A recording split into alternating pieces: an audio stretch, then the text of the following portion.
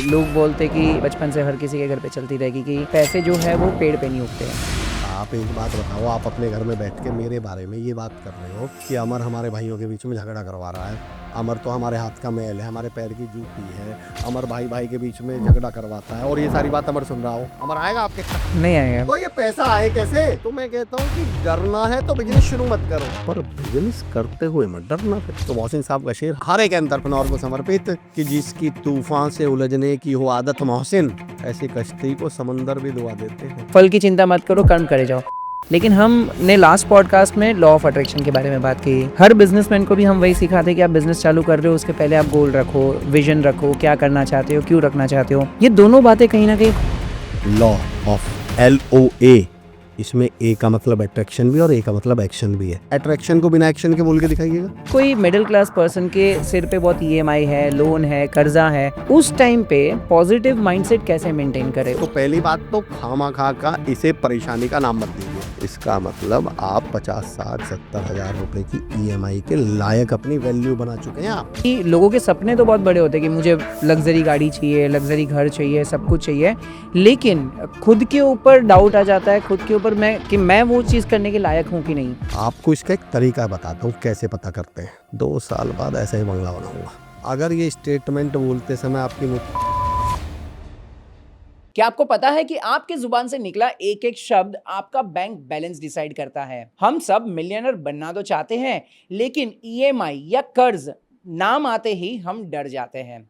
हम law of attraction की बातें तो करते हैं, लेकिन रियलिटी से हमेशा डरते रहते हैं। तो क्या सक्सेस मेहनत से मिलती है या किस्मत से मिलती है? इस डेस्टिनी और एक्शन का राज खोलने के लिए आज हमारे साथ हैं अमर चौधरी जी। हम डिस्कस करने वाले हैं कि क्यों पैसा उन लोगों से भागता है जो उनसे डरते हैं, और क्यों आपका कर्जा आपकी वैल्यू डिसाइड करता है। एक ऐसा नजरिया जो आपने पहले कभी नहीं सुना होगा। अमर जी बताएंगे कि क्या वो ऐसी मिसिंग लिंक है जिसकी वजह से 99% लोग फेल हो जाते हैं, और उनका फीस टेस्ट आज साबित कर देगा कि आप मिलियनर बनने के लायक हो या नहीं। ये कन्वर्सेशन थोड़ी सी कड़वी हो सकती है, पर आपके ट्रांसफॉर्मेशन के लिए बहुत ही ज्यादा जरूरी है। आगे बढ़ने से पहले एक स्टैटिस्टिक शेयर करना चाहूंगा। 85% से भी ज्यादा लोग ऐसे हैं जो ऐसे वीडियो से वैल्यू तो लेते हैं, लेकिन यार सब्सक्राइब करना भूल जाते हैं। आपका एक छोटा सा सब्सक्राइब हमें ऐसे इंपॉर्टेंट गेस्ट को बुलाने में बहुत ज्यादा मदद करता है। तो भाई सब्सक्राइब कर लो अगर आपने नहीं किया हो तो। Let's begin. Welcome sir, welcome to our podcast. हम सर दूसरी बार बात कर रहे हैं, और पहले पॉडकास्ट के बाद इतना लोगों को मजा आया, लोग कमेंट में इतनी तारीफ कर रहे थे, और मैं चाहता था कि आपको फिर से बुलाऊं और हम बिजनेस के बारे में बात करें। तो आज के पॉडकास्ट में पर्टिकुलरली हम बात करेंगे कि कोई छोटे गांव से कोई बिजनेस चालू करना चाहता है, या तो कोई भी पर्सन अगर बिजनेस चालू करना चाहता है तो उसका माइंडसेट क्या होना चाहिए। आप हजारों बिजनेस ओनर्स को आप मिलते हो, उनको गाइड करते हो। आपने कभी एक कोई कॉमन चीज नोटिस की है? मतलब मैंने बात ज्यादातर ये देखा हुआ है कि जो भी बड़े बिजनेस ओनर्स होते हैं, एंटरप्रेन्योर्स होते हैं, वो कहीं ना कहीं स्कूल के टॉपर नहीं होते हैं। जो टॉपर होते हैं वो ज्यादातर एनालिसिस पैरालिसिस में फंस जाते हैं, ज्यादा सोचने में, एक्शन लेने में डिले करते हैं। ऐसा क्यों? देखिए, इसका एक औरल भाई एक सिंपल सा आपको एक टूल देता हूँ, बहुत सिंपल सा कारण। मेरा अपना व्यक्तिगत तौर पे ये मानना है कि नॉलेज इज पावर। ज्ञान आपको क्या देता है? कुछ करने की ताकत देता है। पर आपको एक अजीब सा ऑब्जर्वेशन बताता हूँ, अगर हमें नॉलेज काम करने के लिए इंस्पायर करता है तो जरूरत से ज्यादा नॉलेज हमें काम करने से रोकती है। सिंपल उदाहरण देता हूँ आपको। कार का स्टीयरिंग कैसे पकड़े, ब्रेक कैसे लगाएं, क्या क्या चीजें होनी चाहिए कार में, लाइसेंस होना चाहिए, ये सब होना चाहिए। ये सारी नॉलेज हमें कार चलाने के लिए क्या करती है? मोटिवेट। करेक्ट। और अगर मैं कार चलाने के सारे नियम बता दूं ना आपको, तो आप कार पार्किंग से नहीं निकाल पाएंगे। तो ये जो टॉपर्स हैं, इन्हें सारे नियम पता होते हैं एक्चुअली, और जिन्हें सारे नियम पता हैं, जो ओवर जान जाते हैं, वो फिर काम को शुरू करने से पहले इतना डर जाएंगे वो काम शुरू ही नहीं कर पाएंगे। तो मैं कई बार कहता हूँ, इग्नोरेंस इज ब्लिस। अगर आप उतने टॉपर नहीं हैं तो आप यकीन जानिए, इसका मतलब आपने एक बड़ा अच्छा वर्ड यूज किया था, पैरालिसिस ऑफ एनालिसिस, तो आप उससे बचे रहेंगे। एक चीज और भी जो वायरल भाई आपने, मैं हालांकि आपको वायरल भाई बोलता हूं, पर चलिए, तो वायरल भाई आपने जो एक बात यूज की, एक चीज और बताता हूँ, हो सकता है ये आपका अगला भी क्वेश्चन रहे, मैं उसको अभी ले लेता हूँ। टॉपर्स में उनमें एक अंतर भी और होता है। टॉपर कौन बनेगा? जो ज्यादा पढ़ाई जो करेगा, पढ़ता हो, जिसके डिसिप्लिन्ड हो। सोचता बहुत हो, जिसके ऐसा करता हो। अब आपको एक कमाल की बात बताता हूँ, जो खाना शरीर के लिए करता है वही सेम काम सोचना दिमाग के लिए करता है। दिमाग का फूड क्या है? सोचना, विचार, थॉट्स, ट्रू ट्रू सोचना। ट्रू। तो जो काम खाना शरीर के लिए करेगा और सेम काम सोचना किसके लिए करेगा? अब जरा बताइए मुझे खाने से क्या मिलता है हमें?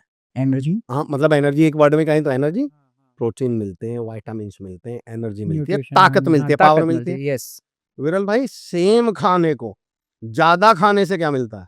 सेम खाने को रोटी खाने से हमें एनर्जी मिलती है, बोर हो लेकिन जाएगी। कहते हैं 8 रोटी खा के तो नींद आने लगती हाँ, है। नींद आने लगी। यानी सेम खाने को अगर ज़्यादा खा लिया, तो सेम खाना जो हमें अभी तक एनर्जी दे रहा था, अब आलस्य देगा। सेम खाना अगर ज़्यादा खा लिया तो नींद आएगी। सेम खाना जो खाने से विटामिन्स, प्रोटीन्स मिल रहे थे, उससे अब कोलेस्ट्रॉल मिलेगा, ओबेसिटी मिलेगी, बीमारी मिलेगी। सोचने से मिलता है वायरल भाई क्लैरिटी, सोचने से मिलती है पॉजिटिविटी, सोचने से मिलता है कॉन्फिडेंस। सेम सोचने को ज़्यादा सोचने से मिलता है डर, घबराहट, नेगेटिविटी। तो टॉपर्स के साथ समस्या होती है, वो सोचते बहुत है। तो उनका सोचना उनके डर में बदल जाता है, घबराहट में बदल जाता है, मतलब एंजाइटी में बदल जाता है। और जो दूसरी लाइन है, जो सेकंड रो में है, वो उतना ही सोचते हैं जितना उन्हें सोचने की ज़रूरत है। इसलिए मैं अक्सर लोगों से कहता भी हूँ, सोचो, सोचो, सोचो, पर इतना मत सोचिए कि आप कुछ करने लायक ही ना बचें। आपने कभी नोटिस किया है वैरल भाई, जब कभी हम पब्लिक मैंने अपना career as a spoken English के टीचर के तौर पे शुरू किया था, और जब हम बच्चों को पब्लिक स्पीकिंग के लिए बुलाते हैं, तो शायद आपने भी नोटिस किया होगा और तमाम आप लोग भी नोटिस करना, हमें डर तब नहीं लगता जब एक्चुअल में हम स्टेज पे बोल रहे होते हैं। सारा डर तब लगता है जब हम लाइन में खड़े होते हैं कि चौथा नंबर मेरा है, पांचवा मेरा है, तीसरा मेरा है, दूसरा मेरा है। मैं कहता हूँ डर असली सोचने में है एक्चुअली, सच डर बात है। करने में नहीं है। सच बात है। और 90% लोग किसी भी बिजनेस को, किसी भी काम को करने से पहले सोचने वाली लाइन में लगते हैं। मैं ये नहीं कहता सोचिए मत, मैं ये कहता हूँ इतना मत सोचिए कि आप करने लायक ना बचें। तो फिर उनका सोच डर में बदल जाता है, घबराहट में बदल जाता है। वैसे भी देखो, एक अलग पॉइंट कह रहा हूँ, आपको अपनी सुविधानुसार इसका अर्थ निकालना है। आपको एक चीज और कमाल की बताता हूँ सर, सोचने में इन्वॉल्व होता है दिमाग। दिमाग का बाय डिफॉल्ट जो फंक्शन है वायरल भाई, आपको ताज्जुब होगा, मेरा अपना ऑब्जर्वेशन, आप एग्री भी हो सकते हैं, डिसएग्री भी हो सकते हैं। एक तो मेरी आप हाथ जोड़ के रिक्वेस्ट है आप तुम लोगों से, जो इस चेयर पे बैठा हो ना, वो भगवान नहीं है। हम इतने बड़े भी ज्ञाता और इतने बड़े भी विद्वान नहीं है कि हम सारी बात सच बोल देंगे। एक तो मोटिवेशनल स्पीकर्स के साथ वायरल भाई दिक्कत क्या होती है, इन्हें ऐसा लगता है कि सारे सवालों का जवाब ना दिए तो फिर मेरी इज्जत ही नहीं रहेगी। इनसे 12 मूडा ट्रायंगल भी पूछ लो तो इन्हें लगता है मैं तो जवाब ना भाई, मैं तो मना कर देता हूँ, भाई साहब इसका मुझे आइडिया नहीं है, इस पे तो हाथ जुड़वा लो मेरे पे। मैं अब खैर पॉइंट की बात पे आ रहा हूँ, मैं उस पॉइंट पे आ रहा हूँ कि ये जो सोचने के साथ दिक्कत है, जो दिमाग की फंक्शनिंग है, वो क्या है? दिमाग वॉचमैन की तरह है, गार्ड की तरह है। अब मुझे बताइए, आप एक कलेक्टर साहब से या किसी कंपनी के वीपी सीईओ से मिलने जा रहे हैं, तो जो उनके गेट पे गार्ड खड़ा है उसका काम क्या है? दरवाजा खोलना, आपको एंटर कर देते ना। दरवाजे तो मैं खुद भी खोल लेता। वो वॉचमैन क्यों रखा हुआ है उन्होंने? वो गार्ड क्यों रखा हुआ उन्होंने? भाई अगर दरवाजा तो मैं खुद भी खोल लूंगा ना, सही है। गार्ड के खोलने से ही थोड़ी अंदर जाऊंगा मैं। सही है। आप नोटिस करना, गार्ड का काम होता है आपको रोकना कि भाई साहब बाहर बैठिए, अभी लाइए अपना विजिटिंग कार्ड दे दीजिए, क्या काम है, क्यों मिलना चाहते हो, साहब तो अभी बिजी हैं। गार्ड का एक्चुअल काम है रोकना। रोकना। और गार्ड अगर आपको ना रोके, तो क्या गार्ड अपनी जॉब जस्टिफाई कर रहा है क्या? नहीं। दिमाग को लगता है कि अगर मैंने इसे काम करने से नहीं रोका, मना नहीं किया ना, तो ये कहेगा दिमाग का फायदा ही क्या है। तो आप कभी भी एक चीज, और आपको कमाल का ऑब्जर्वेशन बताता हूँ वायरल भाई, इसलिए मैं कहता हूँ कि कभी भी ज्यादा मत सोचिएगा। रीजन जानते हैं वायरल भाई क्यों? आपने मुझसे ये कहा कि अमर भाई एक काम करो, धोलेरा में प्लॉट खरीद लो, या आपने मुझसे कहा अमर भाई एक काम करो, ये वाला स्टार्टअप या ये बिजनेस कर लो या ऐसा काम कर लो, और अमर भाई ने कहा मैं सोच कर बताऊंगा। 2 दिन, 3 दिन, 5 दिन, 8 दिन, 10 दिन, 15 दिन, 20 दिन, 25 दिन, 30 दिन। अब आपने मुझसे 30 दिन बाद बोला कि अमर भाई क्या रहा? अब अमर भाई हाँ कहेंगे ही नहीं। रीजन बताओ क्यों? अगर अमर 30 दिन बाद हाँ कहे, तो अब अमर बेवकूफ सिद्ध ना हो जाए? फिर तो ऐसा लगेगा ना यार, 30 दिन तक भी अगर मुझे 30 दिन बाद भी हाँ ही बोलना था, तो मुझे पहले दिन बोल देना था। अब मैं अपनी इज्जत रखने के लिए आपसे क्या, अरे नहीं यार वायरल भाई, मैंने रिसर्च करी थी थोड़ी, चाहे रिसर्च के नाम पे मैंने वीडियो भी नहीं देखे हैं, मैं व्हाट्सएप पे रील चला रहा था, पर मैं अब आपसे क्या कहूंगा, मैंने नहीं यार वायरल भाई, मैं हाँ इसलिए भी नहीं बोलूंगा क्यों, फिर मेरी बेइज्जती है कि 30 दिन फिर मैंने किया क्या सोच के। अब 30 दिन सोच लिया तो मेरा फर्ज बनता है कि मैं आपको ये बताऊं कि मुझे इसमें कुछ लूप होल्स मिले, इसलिए मैं क्या कर रहा हूँ। डिले कर रहे हैं या आप ना बोल जब रहे हैं? किसी काम को बहुत ज्यादा सोच जाएंगे, तो आप अपनी इज्जत बचाने के लिए भी उसे ना करने का डिसीजन लेंगे। तो इस पर एक थ्योरी देता हूं मैं, बहुत सिंपल, अब इसका सॉल्यूशन भी दे दूं, नहीं तो फिर मतलब ही क्या हाँ। हुआ। तो वायरल मैं इसका एक सिंपल सॉल्यूशन देता हूँ, इस सॉल्यूशन को मैंने नाम दिया है डीटीटी।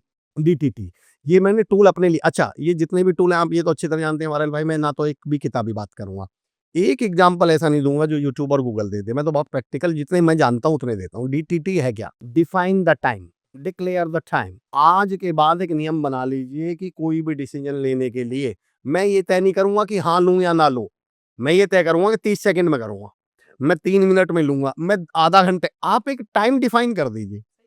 जैसे मुझे ये डिसीजन लेना है कि मैं मुंबई जाऊं या ना जाऊं।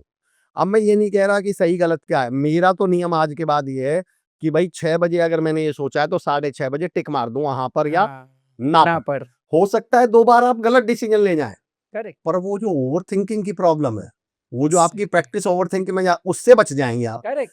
2 बार आप गलत भी ले गए वायरल भाई, कोई फर्क नहीं पड़ता, पर आपका ब्रेन अब ट्रेंड किस चीज के लिए हो गया, 30 मिनट में डिसीजन लेने के लिए। इसमें और सेफर साइड पूछना चाहे ना मुझसे, तो मैं कहूंगा वो डिसीजन ले शुरू में जिनका कोई हाँ या ना का फर्क ही ना पड़ता हो। ब्लू शर्ट पहनूं या पिंक, अरे कोई सी भी चली गई तो मैं करियर थोड़ी तबाह हो जाएगा मेरा। तो मैं आदत क्या डालूंगा यार, 1 मिनट में तय करूंगा ब्लू या पिंक। 58 सेकंड, नहीं 59 सेकंड, 30 सेकंड, ब्लू पहन ली भाई, खत्म हो गया मामला। पर अब इस अच्छा मैंने गलत भी ले लिया हो डिसीजन, पिंक पहननी थी पहन ली ब्लू, तो इससे क्या मतलब, क्या मेरा पॉडकास्ट खराब हो जाएगा क्या, या मेरी ट्रेनिंग खराब हो जाएगी? एक दो लोग ही तो नोटिस कर लेंगे यार, ब्लैक पे ब्लू पहन ली, इतना ही तो होगा। तो धीरे धीरे आप देखेंगे कि आप उन डिसीजंस पे काम करके देखिए शुरू में, जिनसे आपका डायरेक्ट आपका बिजनेस या आपका काम अफेक्ट ना होता हो, और उनसे आपको प्रैक्टिस हो जाए। प्रैक्टिस मैच अलग होता है, एक्चुअल मैच अलग होता है। करेक्ट बात है। और धीरे-धीरे आप ये देखेंगे आपके अंदर एक अनिल भाई, क्योंकि जिस तरह का आप डिस्कशन करते हैं तो वो बड़ा अच्छा, मतलब आप बिज़नेस की बात तो करते हैं, लेकिन केवल बिज़नेस की बात नहीं करते, आप रूट्स की बात करते हैं।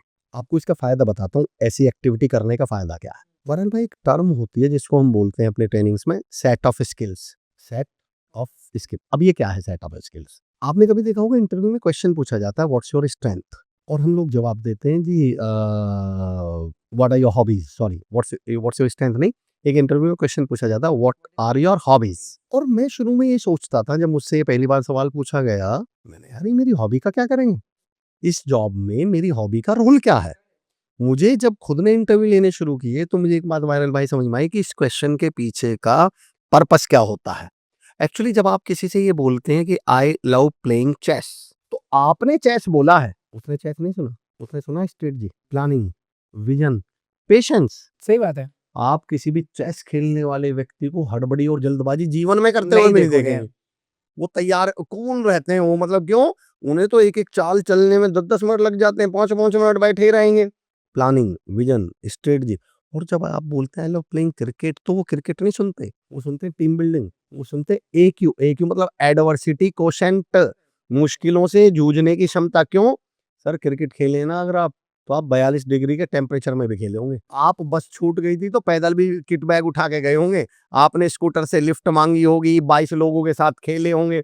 तो आपको चेस सुनाई देता है, उन्हें चेस नहीं सुनाई देता। आपको क्रिकेट सुनाई देता है, उन्हें क्रिकेट नहीं, उन्हें वो सेट ऑफ स्किल्स सुनाई देते हैं। तो अच्छा, लोगों को क्या लगता है, एक मेरे मित्र हैं, मतलब स्टूडेंट रहे हैं वो मेरे, उन्होंने कहा अरे सर मेरे साथ तो बहुत बुरा हुआ। मैंने क्या हुआ? बोले सर मैंने तो 6 महीने मैराथन की तैयारी करी थी और वो तो मैराथन ही कैंसिल हो गई, मेरी तो मेहनत ही खराब हो गई। मैंने कहा मेरा एक सवाल है, मैंने कहा मैराथन के लिए प्रैक्टिस करने के लिए कितने बजे उठते थे? बोले जी मैं भैया 4 बजे उठ जाता था। तो मैंने कहा वो 4 बजे उठने की आदत भग गई थी, चलो मैराथन तो कैंसिल हो गई, तो तुम्हारी जो 4 बजे उठने की जो आदत पड़ी अब तुम्हारे अंदर से निकल के भग गई? बोले नहीं भैया। मैंने कहा अच्छा कभी ऐसा भी होता होगा, गर्मी बहुत पड़ रही थी, बारिश बहुत पड़ रही थी, उस दिन तो नहीं गए होगे? भैया मैं तो बारिश में भी नहीं रुका, गर्मी में भी गया हूँ। तो मैंने कहा मुश्किल हालात में भी काम करने की जो स्किल तुम्हारे अंदर डेवलप हुई है कहीं चली गई क्या? वो इसके वजह से बोले हुई ना। बोले नहीं भैया। मैंने कहा वो जो रनिंग करने से तुम्हारे अंदर फैट लॉस हुआ है और तुम्हारी पर्सनैलिटी अच्छी हुई है और तुम्हारे अंदर जो कॉन्फिडेंस बिल्ड हुआ कहीं चला गया? बोले नहीं भैया। मैंने कहा यही कॉन्फिडेंस, यही सुबह उठने की आदत और यही जुनून बिजनेस में लगा दो भाई। स्किल्स तो आपके ही अंदर है ना, आपको केवल मैराथन से उठा के अपनी दुकान में लगानी है वो स्किल्स, वो आपको IAS की तैयारी में लगानी है, स्किल्स कहीं नहीं जाती। तो जब आप ये DTT फॉर्मूला अपनाएंगे और आपको वो 30 सेकंड में 1 मिनट में डिसीजन लेने की, कपड़े की चुनने की आदत पड़ी, तो वो आदत वहीं थोड़ी पड़ी है सर, वाह आप बिजनेस में भी आपका ब्रेन ट्रेन हो रहा है एक्चुअली। और जब आप टाइमिंग की बात करते हैं तो मैं एक माइंड की एक पावर पे बात करना चाहता हूँ sir, how does it function, मतलब माइंड फंक्शन कैसे करता है वायरल भाई। जब हम रात को लेटते हैं तो अमूमन वो बेड कितना चौड़ा होता है, बेड जिस पर हम लेटते हैं सोते हैं, बेड की चौड़ाई कितनी होती है? लगभग 6 बाई 6 मान लो, या 6 बाई 7 भी होता है, 6 बाई 6 तो होता ही है। आपने कभी नोटिस किया है वायरल भाई कि कई बार हम इधर सोए, लेटे रात को, और सुबह उठे तो बीच में या इधर उठे और मन में ख्याल आता अरे यार अगर ये बेड थोड़ा भी छोटा होता तो हम तो गिर जाता है। तो आप ट्रेन की सीट पे से कितनी बार गिरे? आप भी बताएं जो सुन रहे हैं, कितनी बार गिरे? भाई 6 आपको लग रहा है ये 5.5 का भी होता तो मैं गिर जाता, तो वो तो 1.5 फीट की है। अच्छा छोड़ दो, ट्रेन की सीट तो छोड़ दो सर, हमारे स्कूल में वो पतली सी बेंच होती थी जिसमें हम बैठते थे, और कई बार आप लंच टाइम में या वैसे ही थके हुए हो तो यूं करके लेट जाते थे उसमें। गिरा कोई आज तक? एक्चुअली ब्रेन की ताकत है, जब ब्रेन को ये पता है 6 फुट पे रात बितानी है तो 6 फुट पे सोएगा, और जैसे ही पता चला आज 2 फीट पे ही है तो ये 2 फीट, सेम मैनेज काम कर ये लेगा। टाइम के साथ करता है। जब ब्रेन को आपने कहा कि 1 घंटा है डिसीजन लेने के लिए तो 1 घंटा ही लेगा, करेक्ट, और जब आपने कहा भाई 3 मिनट में लेना तो ये 3 मिनट में ले देगा, सही डिसीजन बात वही है, ले देगा ये। सही बात है। हमारी एक प्रॉब्लम है बस, हमारी जो अपब्रिंगिंग हुई है वायरल भाई, वो हम लोगों को पता है मैंने क्या नाम रखा हुआ है? हम लोग हैं लास्ट डेट वाले प्राणी, एलडीपी बोलता हूँ मैं, लास्ट डेट वाले प्राणी। अब ये क्या है? वायरल भाई कभी भी देखना ही, इंडियन साइकोलॉजी समझो, हम भारतीयों की एक साइकोलॉजी है। मैं घर पहुंचा और मेरी वाइफ ने जाते कहा जी वो बिल आया है इलेक्ट्रिसिटी का बिल, बताओ पहला सवाल मेरे मुंह से क्या निकलेगा? लास्ट डेट कब है? हमें ऐसा लगता है लास्ट डेट से पहले भर दिया तो पाप हो जाए। लास्ट डेट पे ही भरना हम है। लोगों के दिमाग में किसी चीज की, आप यूपीएससी का जो फॉर्म निकल जाए, करेक्ट, सामने वाला पहला सवाल पूछता है लास्ट डेट कब लास्ट है। डेट कब है? हम लोगों ने लास्ट डेट की आदत डाल रखी है, तो इसलिए हम डिसीजन में भी ये देखते हैं, जैसे आपने बोला कि परसों, तो हमें लगता है परसों और बाद में देखेंगे। और अजीबोगरीब एक बात और बताऊं आपको, हम कहते हैं परसों बताऊंगा ये सोच के, पता है मैं सवाल पहला क्या पूछता हूँ? मैंने कहा भाई साहब परसों तक सोचते ही रहोगे क्या? अगर आपने कहा है परसों सोच के अभी भी बताओ, सोचना है, तभी भी सोचना है। सोचोगे तो 10 15 20 मिनट ही, तो अभी हाँ, क्यों नहीं फ्री हो लेते? करेक्ट, एक्चुअली हम लोग उसको स्ट्रेच कर देते हैं। और ब्रेन की खूबी और टाइम की जो खूबी है वो ये है सर, आधा गिलास पानी जिसको आप ऐसा बोल रहे हैं ये आधा गिलास पानी है, और ये इतने से स्पेस में आया हुआ है, इतने से, इसे आप थाली में डाल दो तो इतने में आएगा, इसे परात में डाल दो तो इतने में आ जाएगा। तो एक्चुअली ये तो उतना जगह ले लेगा जितना आप इसको देंगे। तो मैं सबसे पहले रिक्वेस्ट तो ये करता हूँ कि अगर आप बिजनेस में आना चाहते हैं तो एक आदत डालिए डिसीजन टेकिंग की, और वो प्रैक्टिस से आएगी। देखो वायरल भाई, मैं यहाँ बैठ के ज्ञान दे रहा हूँ, इसका मतलब ऐसा नहीं है कि हर चीज़ों में हम भी एक्सपर्ट हैं। हम भी डिसीजन लेने में मुझे बहुत टाइम लगता था, मैं आपको लिटरली बता रहा हूँ। ये जो टूल है ये मैंने अपने लिए बनाया था, और इसकी प्रैक्टिस कर करके, और रही बात सही गलत की, तो मैं तो हमेशा कहता हूँ कि भटक भटक कर ही सही मंजिल तो मिल ही जाएगी, और गुमराह तो वो हैं जो घर से निकले ही निकले ही नहीं है। नहीं, सही तो बात है। भैया ये गिरना, मैं आपकी पॉइंट को मैं ही आगे बढ़ा देता। हाँ, मतलब कभी-कभी इसमें ऐसा लगता है मुझे कि भई ये लोग डिसीज़न क्यों नहीं ले पाते, क्योंकि 2 ऑप्शन होते हैं, या तो उन लोगों को प्लानिंग के फ़ेज़ में वो लोग अटक जाते हैं, या तो मुझे लगता है कि वो फ़ेल होने से डरते हैं। बिल्कुल डरते होंगे, पर मैं यहाँ वायरल भाई 2 बात कहूँगा। आपने शुरुआत करते समय ये कहा था कि वो बिज़नेस का माइंडसेट है, ये लोग बिज़नेस करना चाहते हैं, तो मैं पहले ये कहता हूँ, मैं आजकल एक टॉपिक पे काम कर रहा हूँ, मैंने उसको नाम दिया है झोला छाप प्रोफेशनल। अब ये क्या है? मैं पूछता हूँ, सबसे पहला सवाल खुद से ये पूछिए, कहीं आप झोला छाप तो नहीं है? बोले जी मतलब? झोला छाप तो डॉक्टर होते हैं।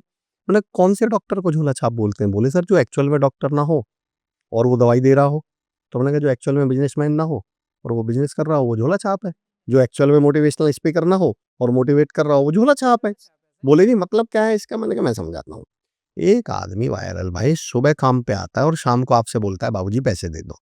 मैं तो सब, मेरी नज़र में तो सब बराबर है, पर मैं एक उदाहरण दे रहा हूँ। सुबह आता है शाम को कहता है बाबूजी पैसे दे दो। आप उसे क्या बोलेंगे? क्या है वो? हाँ, मतलब वो रोज़गार पे रहता है, दिहाड़ी मजदूर है। दिहाड़ी मज़दूरी है, एक आदमी आपसे महीने में सैलरी मांगता है, वो क्या है? एम्प्लॉयी है, और जो साल डेढ़ साल में जाके हिसाब किताब देखे वो कौन है? बिजनेसमैन। हम बिज़नेस ओनर हैं। तो मैं लोगों से कहता हूँ पहले ये पता चल लो कि आप एक्चुअल में बिजनेसमैन है भी हैं। करेक्ट, ऐसा तो है नहीं रोज शाम को घर जाके सोचते हो अरे यार दुकान पे आज तो कोई भी नहीं आया, अरे यार चलाऊं ना चलाऊं। अरे मैंने कहा यार तुम रोज अगर ये देखते रहो, इतना डरोगे इतने घबराओगे तो कैसे काम चलेगा फिर? तो पहला पॉइंट तो मेरा ये है कि ये पता कर लीजिए मेरा माइंडसेट कौन सा बिजनेस वाला माइंडसेट है भी या नहीं है। कहीं ऐसा तो नहीं है हम एक्चुअल में झोला छाप है। और जब आपको ये समझ में आ जाए कि मैं एक्चुअल में बिजनेसमैन हूँ, मैं झोला छाप, अगर समझ में आ जाए झोला छाप है, तो मैं कहता हूँ फिर छोड़ दो, जबरदस्ती मत चलाओ। फिर आप जबरन का काम मत, एक्चुअली क्या फिर इसलिए मत करिए कि अरे यार मैंने तो बिजनेस शुरू कर दिया। नहीं, एक्सेप्ट कर लीजिए, स्वीकार कर ले। स्वीकरण दुनिया की सबसे बड़ी ताकत है। सबसे पहले मुझे एक्सेप्ट कर लेना चाहिए, नहीं I am not made for this, मैं इसके लिए बना ही नहीं हूँ। हमारी समस्या क्या है सर, हमारे यहाँ करियर कैसे चुना जाता है, कोई भी काम कैसे चुना जाता है, कोई बैठेगा और अरे यार भाई आजकल ना मोबाइल के काम में बहुत पैसा है, यार आज रियल एस्टेट में बहुत पैसा है।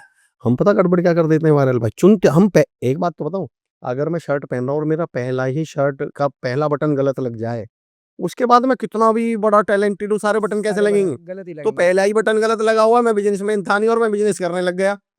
तो पहले तो ये पता करिए कि मैं बिजनेसमैन हूँ भी या नहीं हूँ। ये पता है कैसी हम कैसे चुनते हैं? मैं आपको बता रहा हूँ यार, क्या जूते हैं भैया, दुनिया के नंबर 1 जूते, इससे बढ़िया जूते, कंफर्टेबल जूते, धरती पे इससे बढ़िया कोई जूते ही नहीं है। आप एक बहुत महत्वपूर्ण सवाल यहाँ पूछना भूल गए वायरल भाई, मेरे साइज के भी हैं या नहीं? हमारे यहाँ करियर जो चुना जा रहा है, वो करियर की खूबियों पे चुना जा रहा है। हम ये नहीं पूछ पा रहे कि मेरे साइज का, भाई दुनिया का सबसे बेहतरीन जूता 6 नंबर का है, मेरा 9 नंबर है, तो ये मेरे किस काम का है? तो आप इसलिए थोड़ी बिज़नेस करने लगेंगे कि रियल एस्टेट में बहुत पैसा आता है, मैं भी रियल एस्टेट बोलना मुझ पे नहीं आता, कॉन्फिडेंस मेरे अंदर नहीं है, होपलेस मैं हो जाता हूँ, मुश्किलों से तो मैं इतना घबराता हूँ कि मुश्किलों को देखते ही भाग जाता हूँ। तो मैं बिज़नेस क्यों करूँ फिर? बिज़नेस का तो पहला रूल है, मैं ये कहता हूँ सर, बिज़नेस वाले का तो कलेजा बहुत मजबूत होना चाहिए, जेब तो अपनी जगह ठीक है। सही बात है। बिज़नेस वाले का तो कलेजा मजबूत होना चाहिए, चुनौतियाँ रोज़ आएँगी, परेशानियाँ रोज़ मैं किसी भी चीज़ को सही-गलत नहीं मानता सर, जॉब भी उतनी, बल्कि मैं तो इस बात के खिलाफ हूँ कि लोग जॉब को बड़ा ऐसा दिखाते हैं कि अगर कामयाब होना है, सपने देखना है तो बिज़नेस करो, जॉब नहीं। मैंने कहा नहीं भैया, वो करो जो जिसके लिए तुम बने हुए हो। पहला पॉइंट तो मेरा ये है। दूसरा पॉइंट है, लेकिन जब आप बिज़नेस में आ गए, एक तो आप जब बिज़नेस में आ गए, फिर डरना बंद कर दीजिए, फिर मत डरिए। गीता में एक संदेश है सर, कि कर्म करो, फल की चिंता मत करो। वायरल भाई दिल पे हाथ रख के और सोच के, मैं तमाम लोगों से रिक्वेस्ट हाथ जोड़ के, मैं क्योंकि मेरे लिए तो जिस फील्ड में मैं हूँ सर, मेरे अगर कोई पितामह हैं, अगर हम किसी के वंशज हैं, तो कायदे से हम कृष्ण जी के वंशज हैं। कैसे? दुनिया के सबसे पहले कोच, सबसे पहले मोटिवेशनल स्पीकर कौन हुए? कृष्ण भगवान है। अब मैं बड़ी विनम्रता से आप लोगों से अपने ही पितामह का कही गई बात का अर्थ जानना चाहता हूँ। कर्म कर, फल की चिंता मत कर। दिल पे हाथ रख के बताओ वायरल भाई, लगता है? नहीं होता। 16 कलाओं के ज्ञाता, इस दुनिया के सबसे बड़े डिप्लोमेट, इस दुनिया के वो भगवान जिन्होंने धरती पर आकर इंसान को जीना सिखाया, वो ये लाइन बोल देंगे कर्म करो। वो ह्यूमन साइकोलॉजी नहीं समझते, वो ये कह सकते हैं कि कर्म कर, फल की इच्छा मत कर। मतलब इंसान ऐसा संभव है? मतलब आप मुझसे कह रहे हो बिजनेस कर, कामयाबी का मत सोच, पैसे का मत सोच, आप मुझसे ये कह रहे हो पेपर दे, पास होने की मत सोच। एक्चुअली उन्होंने एक वर्ड यूज किया होगा जो मैं मानता हूँ, एग्री में एग्री भी हो सकते हैं, डिसएग्री, पर मैं जो मानता हूँ उन्होंने एक वर्ड यूज किया होगा, इंग्लिश में एक वर्ड होता है वाइल। वाइल माने होता है डोंट टॉक वाइल ईटिंग, खाना खाते समय बात मत करो, इसमें से वाइल हट गया। उन्होंने कहा था कर्म करते समय फल की चिंता मत करना, स्कूटी और बाइक चलाते समय पीछे मुड़ के मत देखना। उन्होंने ये नहीं कहा पीछे मत मुड़ना, उन्होंने कहा था पर बाइक चला रहे हो तब मत डरना, नहीं तो मर जाओगे। तो मैं कहता हूँ कि डरना है तो बिजनेस शुरू मत करो, पर बिजनेस करते हुए मत डरना फिर, नहीं तो गारंटी से मरोगे, दुनिया की कोई ताकत नहीं बचा पाएगी। अमेजिंग अमेजिंग तो वायरल अमेजिंग। भाई मैं तो एक बात स्पष्ट कहता हूँ कि मैं तो पहले तो आप कह रहे थे सेल्फ असेस, एक मेरा टॉपिक है सेल्फ असेसमेंट टेस्ट सेट। आदरणीय उज्जवल पाटनी साहब, पहली बार मैंने उनके वीडियो से ये टॉपिक सुना था, फिर उसमें मैंने कुछ उदाहरण बनाए। सेल्फ असेसमेंट टेस्ट, सबसे पहले खुद को जांच लीजिए, वो नंबर साइज चेक कर लीजिए, मैं बिजनेस के लिए बना भी हूँ या नहीं बना। कैसे? उदाहरण दूसरा है सेल्फ असेसमेंट पे, फिर उसे बिजनेस से जोड़ूंगा। सेल्फ असेसमेंट करते कैसे हैं? एक लड़का एसटीडी पीसीओ की दुकान पे पहुंचता है, वहां से एक फोन करता है, मैडम फोन उठाती है, मैडम से लड़का बोलता है मैडम मुझे अपने यहाँ नौकरी रख लो, माली रख लो। मैडम बोलते नहीं नहीं मेरे यहाँ माली है, मेरा माली बहुत अच्छा है। मैं लड़का बोलता मुझे उसे हटा दो, मुझे रख लो। मैडम बोलते नहीं मेरा माली तो बहुत अच्छा है, मैं उसे नहीं हटाऊंगी। लड़का बोलता मैडम उसे हटा दो, उसमें 100 रुपये सैलरी कम ले लूंगा। इसने इस स्टोरी में मेरी जिंदगी बदल दी सर, सोच बदल दी। तो मैडम बोलते नहीं नहीं मेरे यहाँ माली है, मैं उसे नहीं हटाऊंगा, मेरा माली बहुत अच्छा है। वो लड़का बोलता मैडम मैं लंच भी नहीं करूंगा, लंच घर से ले आऊंगा, उसे हटा के मुझे रख लो। मैडम कहते नहीं नहीं मेरा माली बहुत अच्छा है, और मैडम ये कह के फोन काट देते। अब ये सर वो एसटीडी पीसीओ वाला देख रहा होता है वायरल भाई, तो एसटीडी पीसीओ वाला उस लड़के के पास उसे तरस आ जाता है। लड़के के पास जाके बोलता है कि बेटा तुझे नौकरी की इतनी दिक्कत है, नौकरी की इतनी जरूरत है, तू एक काम कर मेरे यहाँ नौकरी कर ले। लड़के का जवाब सुनिए, मेरी जिंदगी बदल दी इस थॉट ने, इस लाइन ने। लड़के का जवाब, लड़का बोलता है नौकरी काहे की नौकरी, कैसी नौकरी? एसटीडी पीसीओ वाला बोलता है यार तू अभी तो नौकरी मांग रहा था फोन पे। लड़के का जवाब सुनिए वायरल भाई, लड़का बोलता है भाई साहब उस मैडम के घर माली मैं ही हूँ, मैं तो ये चेक कर रहा था कि मैडम मेरे काम से खुश भी है या नहीं है, मैं अपना काम ईमानदारी से कर भी रहा हूँ या नहीं, do I deserve this job. कहीं ऐसा तो नहीं कल को कोई 100 रुपए कम वाला आएगा और मुझे हटा दिया जाएगा, कोई लालच देगा कि मैं लंच नहीं करूंगा, और मुझे, मैं अपने काम में इतनी शिद्दत दे रहा हूँ कि 10 लोग जा आ जाएँ तब भी मैं ना हटाया जाऊँ। पहले सेल्फ असेसमेंट टेस्ट करिए कि मैं बिज़नेस के लिए बना भी हूँ या नहीं बना हूँ। छोटी-छोटी मुश्किलों से घबराना, परेशानियों से डरना, चिंता करना, 2 दिन ग्राहक नहीं आए तो अरे नेगेटिव हो जाना, फिर आप जॉब करिए, सेफ्टी वहाँ है। तो मैं 2 शेर पढ़ता हूँ कि दिल में जुनून, पाँव में चक्कर बाँध रखा हो, और बिज़नेस में वो आए जिसने बिस्तर बाँध रखा हो। आपको घर से निकलना भी दोपहर के 12 बजे है, घर पहुँचना भी 6 बजे और बिज़नेस भी करोगे? नहीं ऐसे भाई, है। ऐसा नहीं भाई। ट्रू, हाँ, ट्रू, ऐसा ट्रू। नहीं भाई, फिर आप इसके लिए हैं नहीं, फिर आप एंटरप्रेन्योर हैं, फिर आप पता गड़बड़ क्या करोगे? मैं नेटवर्क मार्केटिंग में जब ट्रेनिंग देता हूँ, तो मैं उनसे एक रिक्वेस्ट करता हूँ। मैंने कहा यार नेटवर्क मार्केटिंग करना मत, सेल्स करना मत। मैंने कहा क्यों? मैंने कहा यार इसलिए मत करना कि तुम वहाँ वो नहीं बोल पाओगे जो तुम्हें बोलना चाहिए, और ठप्पा पूरी इंडस्ट्री पे लगता है फिर। सेल्स वाले ऐसे होते हैं, नेटवर्किंग वाले ऐसे होते हैं। अब 10, 20, 25, 50 नेटवर्कर्स ने डायलॉग बाजी कर के मजाक नहीं उड़वा दिया। वीडियोज़ पूरी इंडस्ट्री का सत्यानाश कर दिया। क्योंकि वो सीधा आप कभी देखना, 1 मिनट ले रहा हूँ इस विषय पे, मैं नेटवर्क मार्केटिंग वाले लोगों से पूछता हूँ, यार तुम्हें ऑल्टो दिलवाते हुए किसी को शर्म आती है क्या? तुम किसी को स्विफ्ट नहीं दिलवा सकते? सीधा ऑडी दिलवाएँगे, सीधा बीएमडब्ल्यू दिलवा देंगे। अगर तुमने हमारी कंपनी जॉइन कर ली तो 6 महीने में बीएमडब्ल्यू। मैंने कहा 6 महीने में स्विफ्ट ले लेगा तो कुछ बिगड़ जाएगा इसका? हेलीकॉप्टर ही दिलवाओगे सीधे। अब ना कभी वो 6 महीने में ऑडी, आप कहते बाइक ले लोगे। इस दुनिया में कितने लोगों पे बाइक है बताना ज़रा मुझे? कितने लोगों के पास कार है बताना ज़रा मुझे? सबको 5 लाख, 10 लाख, 20 करोड़ का 1 करोड़ कमाएँगे। भारत में 50,000 रुपए महीने कमाने वाले 2.06% है मारेल भाई। आप नेटवर्किंग में ये नहीं कह सकते थे कि अगर तुम हमारे साथ आओगे तो 6 महीने में 50,000 भारत के 2% लोगों में आ जाओगे, पर नहीं, सबको करोड़पति बनाना है। तो मैं ये पॉइंट कहना चाह रहा हूँ कि फिर आप उस इंडस्ट्री की बेइज्जती करवा रहे हैं। फिर आप बिज़नेस में मत आओ, क्योंकि 6 महीने बाद बिज़नेस बंद होगा और लोग क्या कहेंगे, यार बिज़नेस में रिस्क बहुत है। भाई बिज़नेस में रिस्क नहीं था, ये झोला छाप थे। तो मेरा पॉइंट ये है, फिर आप इंडस्ट्री के लिए काम कर, मतलब इज्जत ये करिए कि इंडस्ट्री के लिए काम करिए।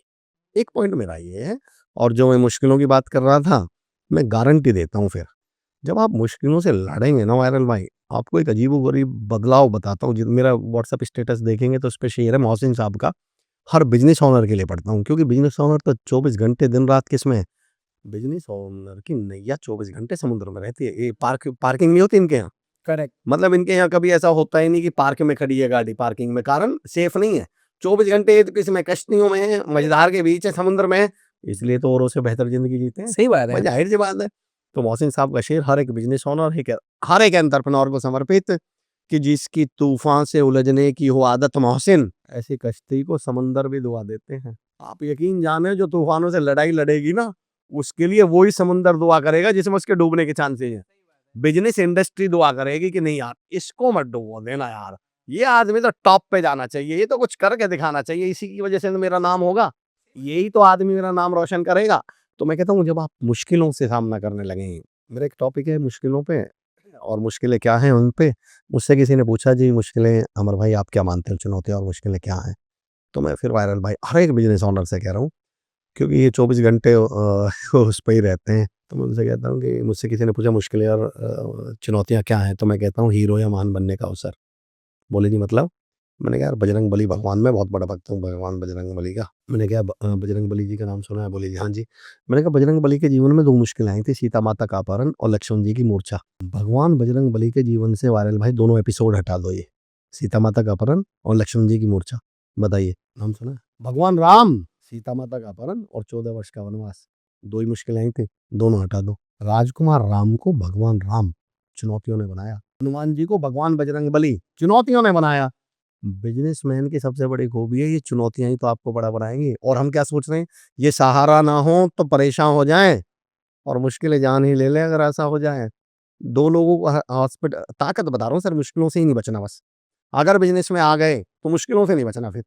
मुश्किलें तो आपकी ही जारी होनी चाहिए, मुश्किलों से तो रोज का उठना बैठना होना चाहिए हमारा। 2 लोग हॉस्पिटल में एडमिट, ताकत बताता हूँ सर मुश्किलों की, सोच क्या होनी चाहिए। 2 लोग हॉस्पिटल में एडमिट है, दोनों की हार्ट बीट बता रहा हूँ, दोनों का मतलब बताना वायरल भाई। एक की हार्ट बीट बिल्कुल ऐसे चल रही है मॉनिटर में सीधी, और एक की ऊपर नीचे, दोनों का मतलब बताइए। ऊपर वाला ऊपर वाले के पास गया और सीधे वाला जिंदा है। पर वायरल भाई देखिए, सीधे वाले की तो जिंदगी में उतार चढ़ाव आ रहे हैं, ये उतार चढ़ाव है तभी तो जिंदा है। सही बात है। और हम पहली ही गलती क्या कर रहे हैं, सुबह उठ के मंदिर मस्जिद गुरुद्वारा जाके पहली प्रार्थना क्या कर रहे हैं भगवान से कि हे मेरे मालिक मेरी जिंदगी में उतार चढ़ाव मत दे। शुक्र करो सुन नहीं रहा, बुला लेगा। तो इनके प्रति मुश्किलें आने दीजिए, चुनौतियां आने दीजिए, समस्या। आपको एक कमाल का ऑब्जर्वेशन बताऊं वायरल भाई, और आप भी मतलब इतने बड़ी काम करते हैं, तमाम लोगों को कंसल्टेंसी देते हैं, तमाम लोगों को गाइड करते हैं, कोच करते हैं। आपने कभी नोटिस किया है, मेरा एक स्टेटमेंट है, मेरा एक थॉट है, अवसर दुनिया की एकमात्र ऐसी दवा है जिसकी बॉटल पे लेबल हमेशा चुनौती या मुश्किल का लगा मिलेगा। जिस बॉटल के अंदर अवसर होगा उस पे कभी अवसर नहीं लिखा रहेगा, कभी अपॉर्चुनिटी नहीं लिखा रहेगा, उस पे लिखा रहेगा प्रॉब्लम चैलेंज। अंदर अवसर निकलेगा, क्योंकि एक्चुअली भगवान हम सब भाई, हम सब किसकी संतान है, भगवान की। और हम सबका पिता होने के नाते हमें अपॉर्चुनिटी देने का जिम्मेदारी किसकी, भगवान की। पर बाप को अगर पता चल जाए बेटा नालायक है तो उस पे पैसा लगाता है क्या नहीं बाप? लगाएंगे। पर बाप की मजबूरी भी है कि करेक्ट। बेटा है। तो भगवान ने इसका क्या सॉल्यूशन निकाला? भगवान ने कहा अरे मेरी मजबूरी है, मेरे बच्चे हैं, अपॉर्चुनिटी तो सबको देनी पड़ेगी, तो कैसे दूं, क्या करूं, अब बेकार है को दे भी नहीं सकता। तो भगवान ने चालाकी क्या दिखाई, भगवान ने एक बॉटल में क्या भरा, अवसर। उस पर लिख दिया चुनौतियां चैलेंज। अब इसको यहाँ रख दिया हॉल में। अब अमर चौधरी हॉल में आए, अमर चौधरी ने देखा चुनौती चैलेंज, मैं मुझे क्या पड़ रही है, मैं नहीं ले रहा। फिर कोई और आए, मुझे क्या पड़ रही है, फिर वायरल भाई, अच्छा मेरी कंपनी में, मेरे समाज में, मेरी इंडस्ट्री में, मेरे लोगों में, मेरे देश में चुनौती आई है, इसका सामना मैं करूंगा। और उन्होंने जैसे चुनौती खोल के देखी, अंदर अवसर था। तो भगवान के दोनों काम हो गए। अब ना तो मैं शिकायत कर सकता कि तुमने मुझे अवसर नहीं दिया था, भगवान ने कहा कि मैंने तो दिया था, और अब जिसको देना था उस तक पहुंच भी गया, लायक आदमी तक पहुंच भी गया। Amazing, amazing, amazing. सर बहुत बहुत अच्छे तरीके से आपने समझाया। एक बीच में अभी आपने बात की, श्री कृष्ण जी ने एक बात कही थी भगवत गीता में कि कर्म की चिंता, फल की चिंता मत करो, कर्म करे जाओ। लेकिन हमने लास्ट पॉडकास्ट में लॉ ऑफ अट्रैक्शन के बारे में बात की। हर बिजनेसमैन को भी हम वही सिखाते हैं कि आप बिजनेस चालू कर रहे हो, उसके पहले आप गोल रखो, विजन रखो, क्या करना चाहते हो, क्यों रखना चाहते हो। ये दोनों बातें कहीं न कहीं कॉन्ट्राडिक्ट नहीं हो रही? अरे वायरल भाई, कितना बड़ा सवाल पूछ लिया आपने, कितना कमाल का सवाल। अजीबोगरीब बात देखिए कि हम सबकी एक प्रॉब्लम बताता हूँ क्या है। एक स्टेटमेंट सुनना, आई लव माई मम्मा। इस स्टेटमेंट से ये सिद्ध करके बताइए कि आई हेट माई फादर। करिए सिद्ध। ये कौन सी बात हुई? मेरी मम्मी का बर्थडे है तो आज मैं मम्मी के नाम का केक काट रहा हूँ ना। तो क्या मैं मम्मी के नाम का केक काटने का वीडियो वायरल करके आप मुझसे ये कहोगे देखो कितना जालिम इंसान है, अपने पापा जी का केक नहीं काट रहा? भाई पापा जी के बर्थडे दिन वाले दिन पापा जी का काटूंगा ना। इस पे तो वायरल भाई मेरी एक थ्योरी है, ये तो ट्रैपिंग बोलता हूँ मैं इसको। ट्रैपिंग समझते हैं हम, साजिश। एक्चुअली जो आपने वर्ड यूज किया है इसको तो मैं, अगर मुझे मौका मिलता है तो मैं कहता हूँ मुझसे सिर्फ एक टॉपिक सुन लो, वो ये वाला सुन लो। मैं कॉलेज में था सर, मैंने वहां से एक टॉपिक उठाया बनाया। अब उस समय की घटना सुनाता हूँ। मैं उसमें था, सॉरी कॉलेज में नहीं था, एक स्पोकन इंग्लिश क्लास में मैं खुद सीखने जाया करता था। तो मुझसे एक कलीग ने, मतलब मेरे क्लासमेट ने एक सवाल पूछा, डिबेट चल रही थी। तो उन्होंने पूछा अमर भाई एक बात बताओ, एक तरफ टैपिंग कैसे की जाती है, चालाकी कैसे की जाती है। इसकी मेरी एक टॉपिक है, एक थ्योरी बनाई मैंने कि और हटाइए, और मतलब इंग्लिश वाला और ओ आर, और लगाइए हिंदी वाला और। अब समझिए क्या है वो। तो उसने पूछा अमर भाई एक तरफ 1 करोड़ रुपए हैं और एक तरफ आपके माता पिता है, माँ बाप है, बताओ कैसे चुनोगे? मैंने कहा, इस सवाल का जवाब तो मैं 1 सेकंड में दे दूंगा, पर मेरा एक सवाल है। वो बोले जी बताओ। मैंने कहा मुझे वो माँ बाप ढूंढ के ला के दिखाओ जो ये कहते हो या तो 1 करोड़ को चुन या हमें चुन। इस धरती पे वायरल भाई मुझे एक माँ बाप ढूंढ के ला के दिखाओ जो अपने बच्चे से ये कहेंगे या तो 1 करोड़ को चुन या, अरे मैंने कहा माँ बाप तो ये कहेंगे कि 1 करोड़ का सूटकेस उठा और हमें साथ में रख, हमारे साथ रहे। मैंने कहा ये माँ बाप आए कहाँ से? और अगर ऐसे माँ बाप है ही नहीं तो ये सवाल कहाँ से बना रखा है तुम लोगों ने? मतलब जबरदस्ती हमारे दिमाग में घुसा रहे हो कि माँ बाप अलग रहेंगे, 1 करोड़ अलग रहेंगे। एक आपने आपने तो तमाम तरह की कोचिंग करते हैं तो आपने एक क्वेश्चन सुना होगा, what is more important, knowledge और एक्सपीरियंस? ये डिबेट में बहुत सवाल सुने होंगे, नॉलेज वर्सेज एक्सपीरियंस, सुना है? सुना है। दोनों साथ में भी तो कर सकते हैं। वायरल भाई मैं तमाम लोगों को चैलेंज के साथ एक सवाल पूछता हूँ, मुझे वो आदमी ढूंढ के बताओ, एक आदमी जिसमें एक्सपीरियंस तो है पर नॉलेज नहीं है, ला के दिखाओ मुझे। फिर उसमें घास छीलने का एक्सपीरियंस है तो उसमें घास की नॉलेज होगी फिर। तो जब ऐसा है ही नहीं तो आपने ये सवाल पैदा किया कहाँ से? एक्चुअली ये एक ट्रैपिंग है। ये ट्रैपिंग क्या है वायरल भाई वो बताता हूँ। दो खूबसूरत चीजें, दो भाई जो आपस में मिलकर एक दूसरे की ताकत बन सकते थे, इन्होंने बड़ी चालाकी से अलग कर दिया। क्वेश्चन सुनिए, what do you want, love और money? What do you want, money और फैमिली? इन्होंने हमारे दिमाग में, हमारे यूथ के दिमाग में जहर भर दिया कि जहां परिवार होगा फिर तुम्हें पैसा नहीं मिल पाएगा, पैसा चाहिए तो क्या छोड़ दो, परिवार को ध्यान मत रखो, परिवार को मतलब मत रखो। लव और मनी, यानी पैसा है तो पैसा, प्यार मतलब नहीं है और प्यार है तो पैसा नहीं है। इन्होंने इतनी चालाकी से दो खूबसूरत चीजों को एक दूसरे के खिलाफ खड़ा कर दिया। अब हमसे क्या कहा जाता है, लॉ ऑफ अट्रैक्शन कर रहे हो तो मेहनत मत। अरे भाई, ये मेहनत का सब्स्टिट्यूट नहीं है, ये मेहनत बंद करके लॉ ऑफ अट्रैक्शन नहीं करना था। करेक्ट। मुझसे एक क्वेश्चन पूछा गया कि अमर भाई आपको क्या लगता है सफलता किससे मिलती है, मेहनत से या जुगाड़ से? मेरा जवाब सुनिए, मैंने मेहनत से किए गए जुगाड़ से। ये आप अलग अलग क्यों कर रहे हो दोनों चीजों को? सही ये बात है। कौन सा जुगाड़ है जो बिना मेहनत के होता है? अरे जिस पे जुगाड़ करना आ गया उससे ज्यादा मेहनती आदमी लग रहा है आपको धरती पे कोई होगा? So true, तो so आप इन true. चीजों को अलग अलग करते, इन्होंने बड़ी चालाकी से, जैसे ही आप लॉ ऑफ अट्रैक्शन की बात करोगे वैसे ही क्वेश्चन आएगा इसका मतलब मेहनत ना करें। तो हमने ये कह दी क्या कि भाई मेहनत बंद करके लॉ ऑफ अट्रैक्शन का काम करिए? ना कभी ना नहीं। ना, मेहनत तो करनी करनी ही पड़ेगी। पड़ेगी, इसके सिवाय तो कोई ऑप्शन कोई चारा। तो है जो मैं नहीं आपको और वाली बात कह रहा था, वो मेरे साथ एक घटना घटी, बहुत साल पहले की बात है। मेरे एक चाचा जी घर आ गए, तो मैंने उनसे बोला चाचा जी क्या लाऊं, क्या लोगे, खीर या हलवा? वायरल भाई चाचा जी का जवाब सुनिए, बोले क्यों बेटा, घर में कटोरी एक ही है क्या, दोनों क्यों नहीं ले आता? दुनिया में भगवान की सर्वश्रेष्ठ रचना इंसान है, और इंसान पता क्या कह रहा है, प्यार या पैसा? हम इतने कमजोर हैं, हम इतने बेकार हैं, हम इतने कमजोर हैं कि दोनों में से एक ही ले पाएंगे। तो परिवार और मैं इसलिए कहता हूँ और हटाइए ओ आर और लगाइए। तो जो आपका क्वेश्चन था, लॉ ऑफ LOA, इसमें ए का मतलब अट्रैक्शन भी और ए का मतलब एक्शन भी है। Law of action and law of attraction. आप अट्रैक्शन शब्द को बोल के, मैंने शब्दों पे थोड़ा बहुत काम किया है सर, अट्रैक्शन को बिना एक्शन के बोल के दिखाइएगा। एक्शन तो है ही उसमें। एक्शन तो उसमें भी लगा हुआ है ना। हाँ, अट्रैक्शन, यस। तो आप बिना एक्शन के अट्रैक्ट भी कैसे कर लेंगे किसी चीज को? तो एक्शन तो, मेहनत तो आपको करनी, और मैं तो हमेशा लोगों से कहता हूँ देखो मेहनत तो करनी। यक्ष आसव पीते हैं, दैत्य मदरा पीते हैं, भवरे मकरंद पीते हैं, राक्षस खून पीते हैं, मनुष्य दूध पीता है और कामयाबी पसीना पीती है। आपके बस की है तो इसके बारे में सोचिए, और ना किस किस को आजमाइए, किस किस को रोइए। आराम बड़ी चीज है, मुंह ढक के सोइए। पर मैं इसमें भी वायरल भाई अगला चैलेंज देता हूँ लोगों को, जब मैं ऑफलाइन सेशन लेता हूँ कॉर्पोरेट्स में, तमाम रियल एस्टेट कंपनी, जितनी भी बड़ी कंपनीज हैं, तो मैं कहता हूँ आप बिना कामयाब हुए चलो सो के ही दिखा दो। ये जो मैंने कहा ना किस किस को आजमाइए, किस किस को रोइए, आराम बड़ी चीज है, मुंह ढक के सोइए। मैंने कहा अगर आप कामयाब नहीं हैं तो मुंह ढक के सो के दिखा देना। कल परसों मैं एक टॉपिक ले रहा था, एक वीडियो भी बनाया मैंने। मैंने पूछा मेहनत का अपोजिट क्या है, वायरल भाई बताइए मेहनत का अपोजिट क्या है? आराम। आराम। आराम, आलस्य आलस्य। या आराम? दुनिया का सबसे बड़ा झूठ है सर ये। मेहनत का अपोजिट है दुर्गति। ओके। आप मुझे बताओ, दिन नहीं है तो क्या है, रात।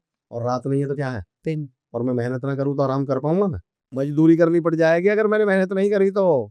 मेहनत की एब्सेंस तो आराम मेहनत का आउटकम आराम है सर, मेहनत का रिजल्ट आराम है, मेहनत का अपोजिट आराम थोड़ी है। बिना मेहनत के तो मजदूरी करूंगा मैं बिना मेहनत के तो दुर्गति है मेरी जिंदगी भर। आराम तो और आलस्य सर, मैं सही बताऊं, ये दोनों मेहनत के अचीवमेंट है। पायल भाई मैं एक 10-12-15 हजार की नौकरी कर रहा हूँ कहीं भी, या मैं कोई भी काम कर रहा हूँ, मजदूरी कुछ भी कर रहा हूँ, और आज सुबह उठा बारिश पड़ रही है, आज मेरा जाने का मन नहीं कर रहा काम पे, अफोर्ड कर रहा हूँ मैं आलस्य, नौकरी से निकाल दे जाऊंगा नहीं पहुंचा तो। अभी बॉस के फोन आएगा, 4 गाली देगा, 4 बात सुनाएगा और कहेगा वहां पहुंच 10:30 बजे तक। लेकिन अगर मैं बड़ी फर्म का मालिक हूँ, अफोर्ड कर सकता हूँ या नहीं? तो मैं कहता हूँ भाई साहब मेहनत का अचीवमेंट है आलस्य, मेहनत का अचीवमेंट है आराम तो। और वैसे भी आराम की एक परिभाषा बता देता हूँ सर, काम करने के बाद जब आप पड़े हैं तो वो आराम है, बिना काम के बाद जब आप पढ़े तो आप पढ़े हैं, वो आराम नहीं है। भाई आराम की भी तो परिभाषा देख, हमने क्या एक अलग तरह का टॉपिक उठा रहा हूँ, उस पर फिर कनेक्ट करूँ। मेरे पास एक पहले, बहुत पहले एक स्टूडेंट आया, उसने बोला सर मेरे दोस्त ने मुझे धोखा दे दिया, मेरे साथ बहुत हुआ। मैंने कहा झूठ बोल रहे हो? मैंने कहा झूठ है। और मैंने कहा बोला सर कैसी बात करो, मेरे साथ तो घटना घटी है, आप कह रहे हो झूठ है। मैंने कहा नहीं ये बात झूठ है। अरे बोले सर मैं झूठ बोलूंगा? मैंने कहा ये नहीं कहा कि तुम झूठ बोल रहे हो, बात झूठ है। बोले मतलब सर? मैंने कहा दोस्त किसको बोलते हैं? बोले सर दोस्त तो वो है जो बुरे वक्त पे काम आए। मैंने कहा अपना सेंटेंस दोबारा बोलना। बोले सर मेरे दोस्त ने बुरे वक्त में धोखा दे दिया। मैंने कहा जिसने बुरे वक्त में साथ छोड़ दिया वो दोस्त कहाँ था?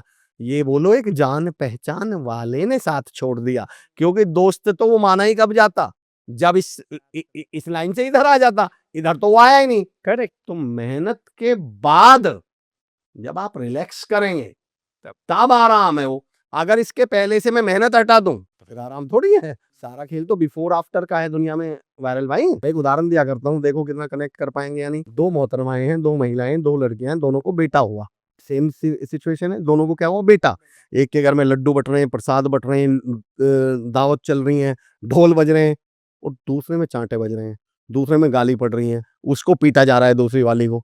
क्या ऐसा पॉसिबल है, संभव है? मैं बताता हूँ, एक को शादी के बाद हुआ है, एक को शादी के पहले हुआ है। तो मैंने कहा मुझे ये मत बताओ जी बेटा है, सवाल ये शादी के बाद है या शादी के बिना है। ये जो बिना मेहनत का आराम है, ये आराम थोड़ी क्या है, इसे आराम मत कहना। फिर बेटा दोनों में आप बेटा शब्द का प्रयोग कर रहे हैं, पर दूसरे को कौन सा बेटा बोल दिया जाएगा, नाजायज बेटा है जी, ऐसा बेटा, फिर उसकी समाज में कोई इज्जत, उसकी तो दुर्गति है। तो ये जो अगर आपने मेहनत हटा दी आगे से, तो उसके बाद जो प्रोसेस है फिर वो आराम नहीं है, वो फिर कुछ भी हो सकता है, पर आराम तो नहीं है। सर ऐसी बहुत सारी आपने कहावतें अभी बताई जो हमारे सबकॉन्शियस माइंड में कहीं न कहीं डाली हुई है। डाली हुई है, जब भी अभी टैपिंग हम बोलता हूँ मैं इसको। टैपिंग, हाँ, इसके बारे में बहुत बात कर सारी रहे हैं थे। ऐसी सर। तो ऐसी 2 टैपिंग और है। लोग बोलते कि मतलब बचपन से हर किसी के घर पे चलती रहेगी कि पैसे जो है वो पेड़ पे नहीं उगते हैं, या बहुत लोग बोलते हैं कि जो अमीर होते हैं, जिनके पास पैसे होते हैं, वो बुरे होते हैं। तो ऐसे सारे कोट्स, ऐसे सारी टैपिंग हमारे माइंड को सबकॉन्शियसली इम्पैक्ट नहीं करती है? सबकॉन्शियसली तो छोड़ दीजिए सर, मैं तो कहता हूँ ये सबकॉन्शियसली तो छोड़िए, ये इतना इम्पैक्ट करते हैं कि हम लोग बाय डिफॉल्ट, एक्चुअली देखिए, आपको मालूम है इंडियन कम्युनिटी, इंडियन सोसाइटी में बिजनेस में कामयाब ना होने का एक, आपको एक अजीब सा तरीका बताऊं, साइकोलॉजिकल रीजन दूंगा मैं आपको। एक्चुअली हम जिस चीज के लिए बिजनेस कर रहे हैं, जिस चीज के लिए मेहनत कर रहे हैं, हम उसके प्रति नेगेटिव है। पैसा, जब बिजनेस किया जाता है तो बिजनेस से एक्चुअल में हमें आउटकम क्या चाहिए होता है, पैसा।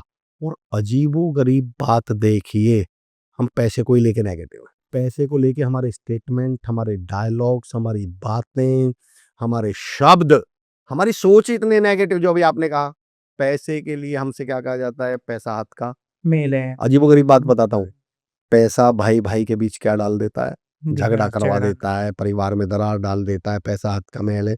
एक टर्म है सर जो मैंने सबसे पहले राम वर्मा सर के माध्यम से सुनी, उस टर्म का नाम है टेलीकिनेसिस। टेलीकिनेसिस बोलते हैं कि नॉन लिविंग ऑब्जेक्ट की भी मेमोरी और फीलिंग होती है। प्रैक्टिकल बताता हूँ मैं आपको। जब हम स्टेज पे आते हैं एज स्पीकर, तो हम स्टेज को ऐसे पैर टच करके आते हैं। मेरा सवाल, लकड़ी के नॉन लिविंग ऑब्जेक्ट को ये कैसे पता स्टेज को कि इन्होंने मेरे पैर छुए? क्यों छुए आपने? हम कार लेकर आते हैं, गाड़ी लेकर आते हैं, स्कूटी बाइक, तो मंदिर मस्जिद गुरुद्वारा ले जाकर पूजा करवाते हैं उसकी। मेरा सवाल, नॉन लिविंग कार को कैसे पता चला कि भाई मेरी पूजा की गई है? इसका मतलब हम ढोंग कर रहे हैं क्या? रामायण महाभारत, राम जी, श्री कृष्ण जी, पांडव, कौरव, जितने भी योद्धा हमने देखे हैं, वो तीर चलाने से पहले, हथियार चलाने से पहले क्या करते हैं? नमन करते हैं, तीर को नमन करते हैं। उन्हें कैसे मालूम तीर को कि भाई मुझे नमन किया जा रहा है? अभी दशहरा पर वेपन्स को, हथियारों को पूजा होती है, शस्त्र पूजन बोलते हैं। शस्त्र को नॉन लिविंग को कैसे मालूम कि मेरी पूजा की? एक्चुअल में हम ये मानते भी हैं और जानते भी हैं एक्चुअल में कि नॉन लिविंग ऑब्जेक्ट्स की भी क्या होती है, मेमोरी होती है, फीलिंग होती है। अब टर्म सुनिएगा, पैसा हाथ का मैल है, पैसा भाई भाई के बीच दरार डाल देता है, पैसा झगड़ा करवाता है। ये सारी बात पैसा सुन रहा है। फिर पैसा क्या? आप एक बात बताओ, आप अपने घर में बैठ के मेरे बारे में ये बात कर रहे हो कि अमर हमारे भाइयों के बीच में झगड़ा करवा रहा है, अमर तो हमारे हाथ का मैल है, हमारे पैर की जूती है, अमर भाई भाई के बीच में झगड़ा करवाता है, और ये सारी बात अमर सुन रहा हो, अमर आएगा आपके घर? नहीं आएगा। तो ये पैसा आए कैसे? कर रहे हो बिजनेस और पैसे के बारे में ये सोच रख के चल रहे हो आप। मैंने कहा ना, झोला छाप बिजनेसमैन तो नहीं है। पता करिए, अगर आपकी पैसे के बारे में ये नेगेटिव वाइब्स हैं, आपकी ये नकारात्मक विचार हैं, नकारात्मक शब्द हैं, तो कृपया करके बिजनेस बिल्कुल मत करिएगा। मेहनत के बावजूद पैसा नहीं आएगा। एक तो आप ये समझने की कोशिश करिए वायरल भाई, अचानक ध्यान आगे चलते चलते आपको एक अजीब सी बात बताऊं, लॉ ऑफ अट्रैक्शन की आपने बात छेड़ दी, थॉट्स की छेड़ दी, शब्दों की छेड़ दी, तो एक अलग उदाहरण देता हूँ। आपने 10 साल तपस्या करी, मैंने भी 10 साल तपस्या करी। वो तपस्या आपने इसलिए करी, मैंने इसलिए करी कि मुझे संतान नहीं थी, तो मैंने करी क्या हो जाए, मुझे संतान हो जाए। आप उल्टा ले लेता हूँ कि आपने संतान के लिए कर ली, मेरा पेट बड़ा हुआ था, मेरी पेट कम हो जाए। 10 साल बाद भगवान प्रकट हुए और हम दोनों का तपस्या सफल हो गई। तो 10 साल की तपस्या का फल आपको क्या मिला? बच्चा हो गया या और पेट कम हो मुझे गया? क्या हुआ? पेट कम हो गया। तो तपस्या ये तय करेगी फल मिलेगा या नहीं मिलेगा।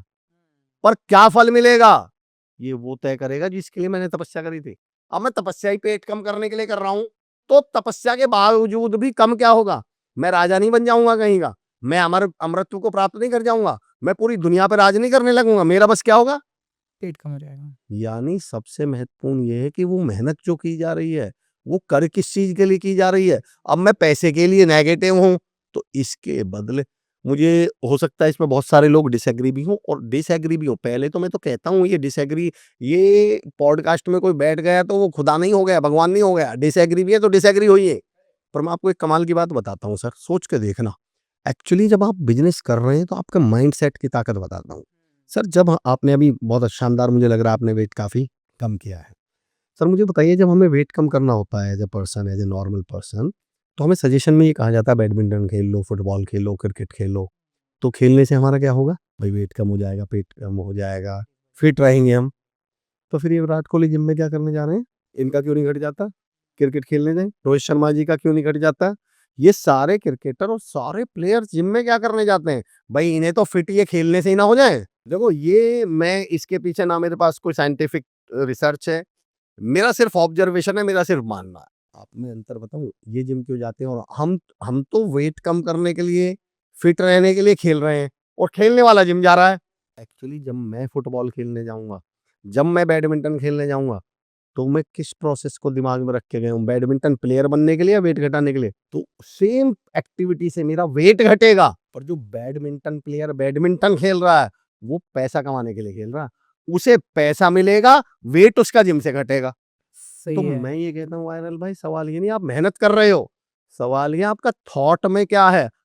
मेहनत चल रही है, थॉट में पैसे के प्रति नेगेटिविटी है, तो मेहनत के बावजूद आपको पैसा नहीं मिलेगा। तो मैं आपसे ये कह रहा हूँ, जब आप मेहनत करें, बिज़नेस करें, तो उससे पहले अपना डिटॉक्सिफिकेशन पैसे के बारे में कर लें, प्यूरिफिकेशन पैसे के बारे में कर लें। हम 90% केस में गलती क्या करते हैं, हम ये तो कर लेते हैं कि दूध प्योर लेकर आए, दूध ताज़ा लेकर आए, दूध बढ़िया लेकर आए। उस बर्तन को भी तो चेक कर लो जिसमें वो डाल के रखा है, पता चला खटास तो बर्तन में थी। उम्र भर हम ये खता करते रहे, धूल चेहरे पे थी और आईने सफा करते रहे। प्रॉब्लम कहीं और थी। वो एक एक वीडियो बड़ी वायरल हो रही है। एक दोस्त के पास आता है, वो थ्री गाइज विजय करके है, बड़ा अच्छा वीडियो वायरल है उनका। वो दोस्त आता है और दोस्त वो जो लड़का है वो गर्मी में बैठा हुआ है, पंखा बंद है। तो उठ के पानी लेने जाने लगता है जिसका घर है, ये बैठ जाता है। बोलता है, "क्या हुआ?" अरे बोले, "यार पंखा नहीं चल रहा।" तो इतने वो पानी लेके आता है, तब तक तो ये वो है, मैकेनिक है। ये पंखा को खोल के ट ट ट ट पेंच-वेंच कस के उसको खोल के बैठ जाता है सारे पुर्जों को। जैसे ही वो अंदर आता है, "अरे बोले खटके में प्रॉब्लम है, स्विच में, अरे यार! इसमें थोड़ी थी।" तो एक्चुअली ये जो पंखा है ये बिज़नेस है हुँ, और जो स्विच है वो हम हैं। हम हैं। 90% केस में स्विच में प्रॉब्लम है। बोलने वाला क्या बोल रहा है? भाई पंखा नहीं चल रहा। भाई बोलचाल की लैंग्वेज में तो ये बोला जाएगा, "अरे यार अंदर गर्मी है, अंदर पंखा नहीं चल रहा, बाहर ही आ जाओ।" वो ये थोड़ी बोलेगा, "यार स्विच खराब हो गए, खटके खराब", ऐसा थोड़ी बोलेगा वो। पर हमें क्या दिमाग में लग रहा है, बिज़नेस खराब है। बिज़नेस खराब नहीं है, खटके खराब है। 90% केस में खटका खराब है। पर भाई मैं एक उदाहरण देता हूँ हमेशा अपनी बातचीत में, अपनी ट्रेनिंग्स में, कि हम बोलते कैसे हैं? हम ऐसा बोलते हैं कार का एक्सीडेंट हो गया। पर क्या कार का एक्सीडेंट हुआ है? कार घर से गई थी, कार खुद चल रही थी, कार ने खुद इंडिकेटर देके मोड़ दिया था कि बिना इंडिकेटर के। एक्सीडेंट आदमी का हुआ है, पर बोला क्या जाएगा? कार का एक्सीडेंट हो गया, बिज़नेस का एक्सीडेंट हो गया। एक्चुअली बिज़नेस का नहीं हुआ था, वो बिज़नेस करने वाले का एक्सीडेंट, उसकी थॉट ने, उसकी आइडियोलॉजी ने, उसके वाइब्रेशंस ने, उसके मेंटल एटीट्यूड ने, उसने एक्सीडेंट करवा लिया। कहने के लिए फिर हम ये कहते हैं यार बिज़नेस बेकार है। बिज़नेस तो मैं कहता हूँ धरती पर है। बिज़नेस से बड़ी कोई अपॉर्च्युनिटी है क्या वायरल भाई? नहीं, सही बात है, सही बात है। सर आपने बहुत अच्छे तरीके से बताया, हमने पैसों की बात की और अभी हमने एनर्जी वाइब्रेशंस की बात की। हम ये भी कहते हैं कि मनी इज़ एनर्जी, ये बोलने में बहुत अच्छी बात है, मतलब ये सुनने में अच्छा लगता है।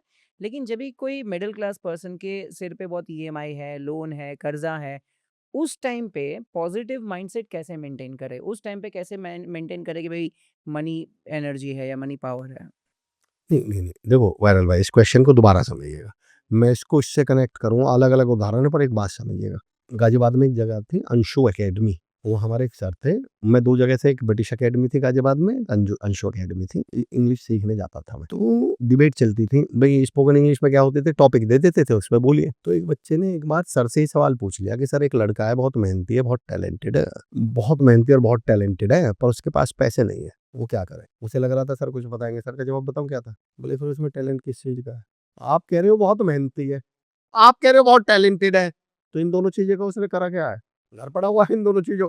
अरे जिंदे मेहनत और टैलेंट से जिसने पैसा नहीं कमाया तो फिर वो टैलेंट वैलेंट नहीं कुछ और होगा। आप गलती से उसे टैलेंट शब्द का प्रयोग कर रहे हैं।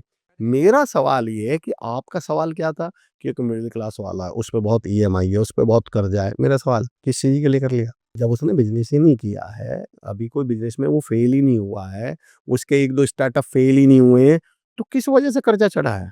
किस वजह की ईएमआई है? क्या ऐसा कर रखा है? इसका मतलब उन्होंने या तो मकान के लिए ईएमआई ले रखी है, या तो उन्होंने अपने किसी चीज़ के लिए प्रोग्राम मतलब शादी वा ज़िम्मेदारी के लिए लिए है ना?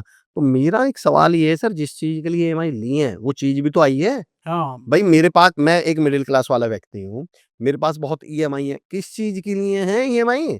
भाई मैंने या तो फ्लैट खरीदा होगा या मकान, तो क्या मैंने उस ईएमआई से अचीवमेंट हासिल नहीं कर लिया?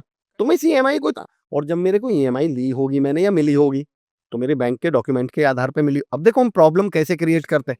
भाई एक बात तो बताओ मेरी सैलरी 2 लाख है तभी तो जाकर मुझे 50-60 हज़ार 70 हज़ार रुपए की सैलरी की महीने की ईएमआई बंधी होगी। तो फिर इसमें परेशान होने की क्या ज़रूरत है? खामखा की इसे परेशानी के तौर पे पेश क्यों कर रहे हो? इसका मतलब आप पर 2 लाख की इनकम है, 50 हज़ार की आपकी ईएमआई है। ठीक है, बढ़िया है। ये तो आपने पहले से प्लान करके ली होगी ना। तो पहली बात तो खामखा का इसे परेशानी का नाम मत दीजिए, बल्कि मैं तो कहता हूँ खुश होइए। इसका मतलब आप 50, 60, 70 हज़ार रुपए की ईएमआई के लायक अपनी वैल्यू बना चुके हैं आप। इसे हल्के में मत लीजिए खुद को और मुझे दिलवा के दिखा देना 60-70 हज़ार रुपए की ईएमआई, मुझे तो नहीं दे रहा कोई भी। मेरा वायरल भाई ये है कि ये तो खुश होने वाली बात है। यार इसका मतलब मेरी मंथली इनकम इतनी तो है कि मैं 70-80 हज़ार रुपए तक की ईएमआई बैंक को भी लगता है, फाइनेंशियल इंस्टीट्यूशंस को भी लगता है, और जब इनको लगता है तो मुझे क्यों नहीं लग रहा कि मैं चुका पा रहा हूँ? फिर तो मैं चुका लूँगा।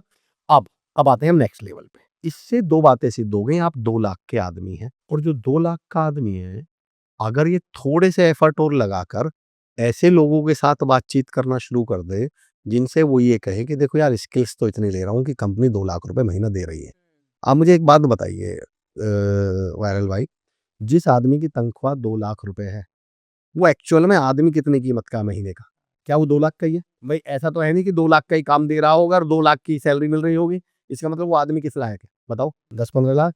अब इसी बात को अगर वो आदमी मैं आपके पास आऊँ और आपसे बोलूँ कि साहब एक कंपनी में काम करता हूँ, 2 लाख रुपए की सैलरी है, इससे एक बात तो तय है कि सर मैं 15-20 लाख की वैल्यू ऐड कर रहा हूँगा, तब कंपनी मुझे क्या दे रही है? 2 2 लाख। लाख दे रही है। लेकिन सर अब मैं ये चाहता हूँ कि मैं किसी बिज़नेस या किसी स्टार्टअप में भी काम करूँ। तो सर ये जो मेरी 16-17 लाख 13-14 लाख रुपए की एक्स्ट्रा वैल्यू है, जो मैं वहाँ दे रहा हूँ, भाई वैल्यू ऐसी चीज़ तो है नहीं। देखिए, आपके पास ₹1 है, मेरे पास ₹1 है और हम दोनों एक्सचेंज कर लें इसे। अब आपके पास कितने रुपए हैं? 1 ही रुपए है। और मेरे पास? 1 ही रुपए है। आपके पास एक थॉट है, एक आइडिया है, मेरे पास एक आइडिया है और अब हम एक्सचेंज कर लें। आपके दोनों पास कितने 2 आइडिया? थॉट है। 2 और 2। तो जो वैल्यू और जो थॉट्स और जो विचार मैंने कंपनी को दे दिए वो खत्म हो गए क्या वो? तो सेम यहाँ दे दो कि भाई साहब एक काम करते हैं, एक स्टार्टअप शुरू कर लो या एक बिज़नेस शुरू कर लो। मैं आइडियाज़ दूँगा, मैं वैल्यू दूँगा, पैसा आप लगा लीजिएगा। आप 60% के हो जाओ, 70% के हो जाओ, मैं 30% का हो जाऊँ। हमारी प्रॉब्लम्स क्या है सर? हम बिना पैसा लगाए ये चाहते हैं 50-50% की पार्टनरशिप हो जाए। तो ऐसा कैसे प्रैक्टिकली हो जाएगा? आप उसको थोड़ा माइलेज दे दो ना शुरुआत में ही, या ऐसे तय कर लो कि यार देखो 1 साल तक तुम 70 और 30 मैं 30 पे रहूँगा, पर 1 साल के बाद जब ये ऐसा आ जाएगा तो हम 50-50 हो जाएँगे। तो मैं ये कहना चाह रहा हूँ कि सर पहले तो इस बात की लोड मत लो कि आप पे कर्जा बहुत है, ईएमआई बहुत है, पहला पॉइंट है। अगर दूसरी बात आप पे किसी गलती की वजह से, बिज़नेस की वजह से कर्जा चढ़ चुका है, आप फेल हो चुके हैं, तो फिर थोड़ा ठहरिए। फिर थोड़ा सेल्फ असेसमेंट टेस्ट करिए कि बिज़नेस फेल हुआ था या मैं फेल हुआ था। नहीं यार मैंने तो ये एफर्ट लगाए थे, मैं अपने प्रति ईमानदार हो जाइए। बराबर। अगर आपको लगता हो कि नहीं यार पिछली बार तो रिसोर्सेज कम हो गए थे, पिछली बार तो सिचुएशन ही ऐसी थी, तो फिर किसी के पास जाइए, फिर किसी से मिलिए। हाँ, अब की बार पिछली बार से ज़्यादा आपको अपने आप को सिद्ध करना पड़ेगा। पर मैं एक बात की गारंटी देता हूँ वायरल भाई, 2 चीज़ें मैं हमेशा कहता हूँ हर व्यक्ति से कि हम गलती क्या करते हैं। हमने ये डायलॉग तो सीख लिया, दुनिया सपोर्ट नहीं करती, लोग सपोर्ट नहीं करते। पर मैं कहता हूँ यार ईमानदारी से बताओ, मेरा भी मकान बन रहा है इन दिनों वायरल भाई, और मैंने मकान बनते-बनते एक सबक सीखा कि जब मकान होता है तो फर्श डलता है, दीवार बनाई जाती है, एक सवाल है, दीवार कितने फीट ऊंची पे पहुंचती है कि फिर वो सपोर्ट लगाकर उस पर ऊपर चिनाई की जाती है? कितने फीट ऊपर के बाद? 7-8 फीट तक तो, 3-4 फीट तक, 5 फीट तक तो मैं नीचे नीचे लगा के क्या करता रहूंगा, चिनाई करता रहूंगा। अब 4-5 फीट पर जब पहुंच गई तो उसके बाद क्या लगाना पड़ेगा मुझे? सपोर्ट, ताकि हम इस पे खड़े हो गए। मैं कहता हूँ यार छतों को सपोर्ट चाहिए, 5-6 फीट के बाद सपोर्ट की जरूरत पड़ती है, तुम फर्श पे ही सपोर्ट मांग रहे हो यार। किसी को ये तो दिखा दो कि भाई साहब 3 फीट तक तो मैं ले आया हूँ, बराबर है। भाई साहब अब इसके बाद सपोर्ट दे दो। आप पता घर से निकल के पहली ईंट के लिए क्या कह रहे हो? भाई साहब सपोर्ट दे दो, एक ईंट लगानी है। अरे यार क्यों सपोर्ट दे दे फिर वो? लिफ्ट, मैं हमेशा एक उदाहरण देता हूँ, ये जो सपोर्ट है ये लिफ्ट की तरह है। लिफ्ट कभी लिए वायरल भाई किसी से? 2 शर्त है लिफ्ट मिलने की। पहला, आप सड़क पे दिखने चाहिए, वो वाली लिफ्ट नहीं, वो जो हम ऐसे हाथ करके लिफ्ट लेते हैं। पहला, आप सड़क पे चलते हुए दिखने चाहिए, दूसरे हाथ देते हुए दिखने चाहिए। लिफ्ट ऐसे थोड़ी मिलती है आप घर पे पड़े रहो और बाइक वाला आएगा और आपसे आवाज लगाएगा लिफ्ट ले लो लिफ्ट, फिर वो वायरल भाई के अमर चौधरी के घर आएगा, अमर चौधरी को उठाएगा, अमर चौधरी का मुंह धुलवाएगा, चाय बना के देगा, चाय पिलाएगा, फिर कहेगा भैया आओ तुम्हें लिफ्ट दूं। अरे यार ये कोई बात नहीं। क्या एक बात की गारंटी दे सकता हूँ, लिफ्ट में एक ऑब्जर्वेशन देखना, हम लिफ्ट में ऐसा तो हो सकता है कि मैंने किसी को लिफ्ट मांगी, जिससे मांगी उसने नहीं रोकी। आपने वायरल भाई कई बार नोटिस करा है, इवन आपने भी कई लोगों को, आप तमाम लोगों ने भी ऐसी लिफ्ट दी होगी, मांग वो किसी और से रहा था, पीछे से दूसरा गाड़ी या बाइक वाला आता है। मैं कहता हूँ जिस दिन आप चलते हुए दिखे, जिस दिन आप आगे बढ़ते हुए दिखे और मांगते लिफ्ट दिखे, कोई ना कोई और रोक देगा। करेक्ट करेक्ट करेक्ट पर चलते हुए तो देखिए, अब ऐसा नहीं Absolutely. आप रुके हुए रहो, खड़े हुए रहो, नहीं नहीं। सपोर्ट तो सर एक लेवल के बाद लोग शुरू में तो चेक करते हैं ना, देखते हैं। हम डायलॉग बाजी क्या मार देते हैं, और हमने रिश्तेदारों से मदद मांगी कि देखो क्या आप उस बैंक में पैसा डालना चाहोगे या डालोगे जिसका पता है वापस नहीं आना? फिर ये कौन सा लॉजिक हुआ? एक मैं बता दूं, आप डायलॉग बाजी तो कितनी भी कर लो, अगर 30, 35, 40 की उम्र में कोई रिश्तेदार मुझे 1-1.5 लाख की मदद नहीं कर रहा ना सर, इसका मतलब 35-40 साल मैंने अपनी इमेज ही ऐसी बना रखी है कि मुझे कोई दे मत देना, वरना खा जाऊंगा तुम्हारे पैसे, वरना तुम्हारे रिटर्न नहीं होंगे, तुम्हारे वापस नहीं होंगे। किसी ने कभी मुझे 2,000 रुपए दिए होंगे कभी, और वो 2,000 लेके मैंने कभी वापस ही नहीं लौटाए। अब उससे कह रहा हूँ 2 लाख रुपए की मदद कर दो, वो 2,000 में ही समझ गया वो 2 लाख देने वाला है क्या? इमेज लंबा नहीं जा रहा, पर इस टॉपिक को छेड़ता हूँ सर, इमेज वाले को। ये जो कहते हैं ना हमें मदद नहीं मिली, मैं आपको ऐसे लोग बता दूंगा जिन्हें अनजान लोग मदद करते हैं, क्योंकि उनके बारे में क्या सुन रखा है, बंदा पैसे का खराब भाई साहब, अगर कमिटमेंट दे दी ना भाई साहब, बंदा नुकसान भी हो गया तुम्हारे पैसे नहीं डूबने वाले, बिजनेस बेशक डूब जाए तुम्हारे पैसे नहीं डूबेंगे। लोग देते हैं, मदद करते हैं। अब आपने कर्म ऐसे कर रखे हैं। इमेज की ताकत बताता हूँ मैं मेरा एक टॉपिक है जब मैं लीडरशिप पे बात करता हूँ, पावर ऑफ इमेज। वायरल भाई और तमाम लोग आप भी जवाब दीजिएगा, अभी मैं आपसे और तमाम लोगों से, आपसे कोई वो लाइटर होता है ना, लाइटर मांगे तो आप क्या समझेंगे, क्या जलाने के लिए मांग रहा है? सिगरेट। आज तक मैं लाखों लोगों से सवाल पूछ चुका हूँ सर, एक के भी मुंह से बीड़ी नहीं निकला। ये लाइटर की इमेज है वायरल भाई, कि लाइटर मांग रहा है तो सिगरेट पिएगा, बीड़ी वाला होता तो माचिस माचिस मांगता। मांगता। इसकी हिम्मत ही नहीं पड़ती कि क्यों लाइटर से बीड़ी नहीं जलते क्या भाई, लाइटर से धूपबत्ती अगरबत्ती नहीं जलती क्या? पर लाइटर की इमेज देखिए कि लाइटर मांगने की ताकत हिम्मत वही रखेगा जिसकी जेब में सिगरेट होगी। लाइटर की इमेज है ये, लाइटर से जल कुछ भी जाएगा, इमेज। मैं कहता हूँ यार मार्केट में, मोहल्ले में, पड़ोस में, रिश्तेदारों में पहले अपनी इमेज तो पता। देखो वायरल भाई हमने दोनों टाइम देखे हैं, हमने वो टाइम भी देखा जब किसी ने मतलब नहीं करी, लेकिन मैं ऑनलाइन मतलब ऑन रिकॉर्ड कह रहा हूँ, गलती उनकी नहीं थी। जब उनको ये दिख रहा था कि यार ये आदमी कमा ही नहीं रहा, ये आदमी कुछ करता ही नहीं है, 4 काम कर चुका है, किसी को ये नहीं, तो क्यों करेगा कोई मेरी सपोर्ट? अच्छा, अजीबोगरीब लोगों को पता है शिकायत क्या होती है, कि कल तक जब हम परेशान थे, कल तक जब हम काम में, तो लोग कोई नहीं, और आज सब हमारे, तो इसमें गलत क्या है भाई? मुझे ये बताइए इसमें गलत क्या है? ये तो पता है कैसा अब मैं ये सूट पहन रहा हूँ, आप भी सूट पहन रहे हो, 2 महीने बाद हम सूट उतार देंगे, अब सूट क्या शिकायत कर रहा? अच्छा देख रहे हो, जब ठंड लग रही थी तो हमें पहन के घूम रहे थे, आज गर्मी होगी तो और क्या तुझे सिर पे लेके, अरे यार ये कौन सी बात हुई यार, अब इसका कोई सेंस है इस बात का? कोई नहीं है। सही बात है, जब भी जरूरत होगी तभी हमने रखेंगे। नेगेटिविटी के नाम पे ऐसे ऐसे डायलॉग रट रखे हैं, ऐसे ऐसे उदाहरण। 5-6 साल पहले सर एक ने फेसबुक पे लिख रखा था, मैंने फोन किया था, कहता अब मैसेज देखो सर, हम कैसे अलग टॉपिक है पर हम जहर कैसे भरा हुआ है हमारे दिमाग में, नेगेटिविटी कैसे, हम कैसे टॉक्सिक कर दिए गए। एक ने लिख रखा था दुनिया बड़ी मतलबी है, दुनिया इतनी मतलबी है कि जलाने के बाद तीलियों को फेंक दिया जाता है। मैंने उसे फोन किया, मैंने कहा यार कोई मतलब ऐसे सीरियस मोड में, मैंने कहा यार कोई जान पहचान में बैंक वगैरह में है क्या, कोई बैंक में जान पहचान वाला है क्या, बैंक वगैरह में कोई जान पहचान वाला है क्या? उसने हाँ बोला, हाँ भैया है, मेरा एक दोस्त है, बताओ क्या हुआ?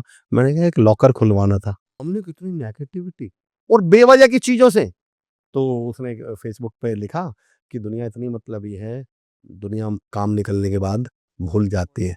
जैसे माचिस, जैसे तीली को जलाने के बाद, दिया जलाने के बाद माचिस की तीली को फेंक दिया जाता है। मैंने फ़ोन किया, मैंने यार कोई जान पहचान वाला है क्या बैंक में? पहली लाइन, बोला हाँ भैया है, आप बताओ क्या करना था? मैंने कहा यार एक लॉकर खुलवाना था। बोले हाँ भैया हो जाएगा, बताओ क्या करना था, क्या रखना था? मैंने कहा यार वो माचिस की तीली रखनी थी जिससे दिया जला दिया जाता है, फिर बाद में उन्हें लॉकर में रखूंगा। बोला मतलब भैया?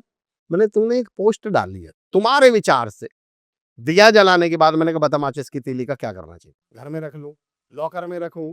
अरे मैंने कहा यार ये नेचुरल सी बात है कि माचिस से जब तीली से कुछ जल गया तो उसके बाद उसे फेंका ही तो जाएगा, डिकम्पोज ही तो होगी। तो मैंने कहा इसमें कहाँ से मतलब जोड़ दिया तुमने, कहाँ से ये मतलबी बन गए?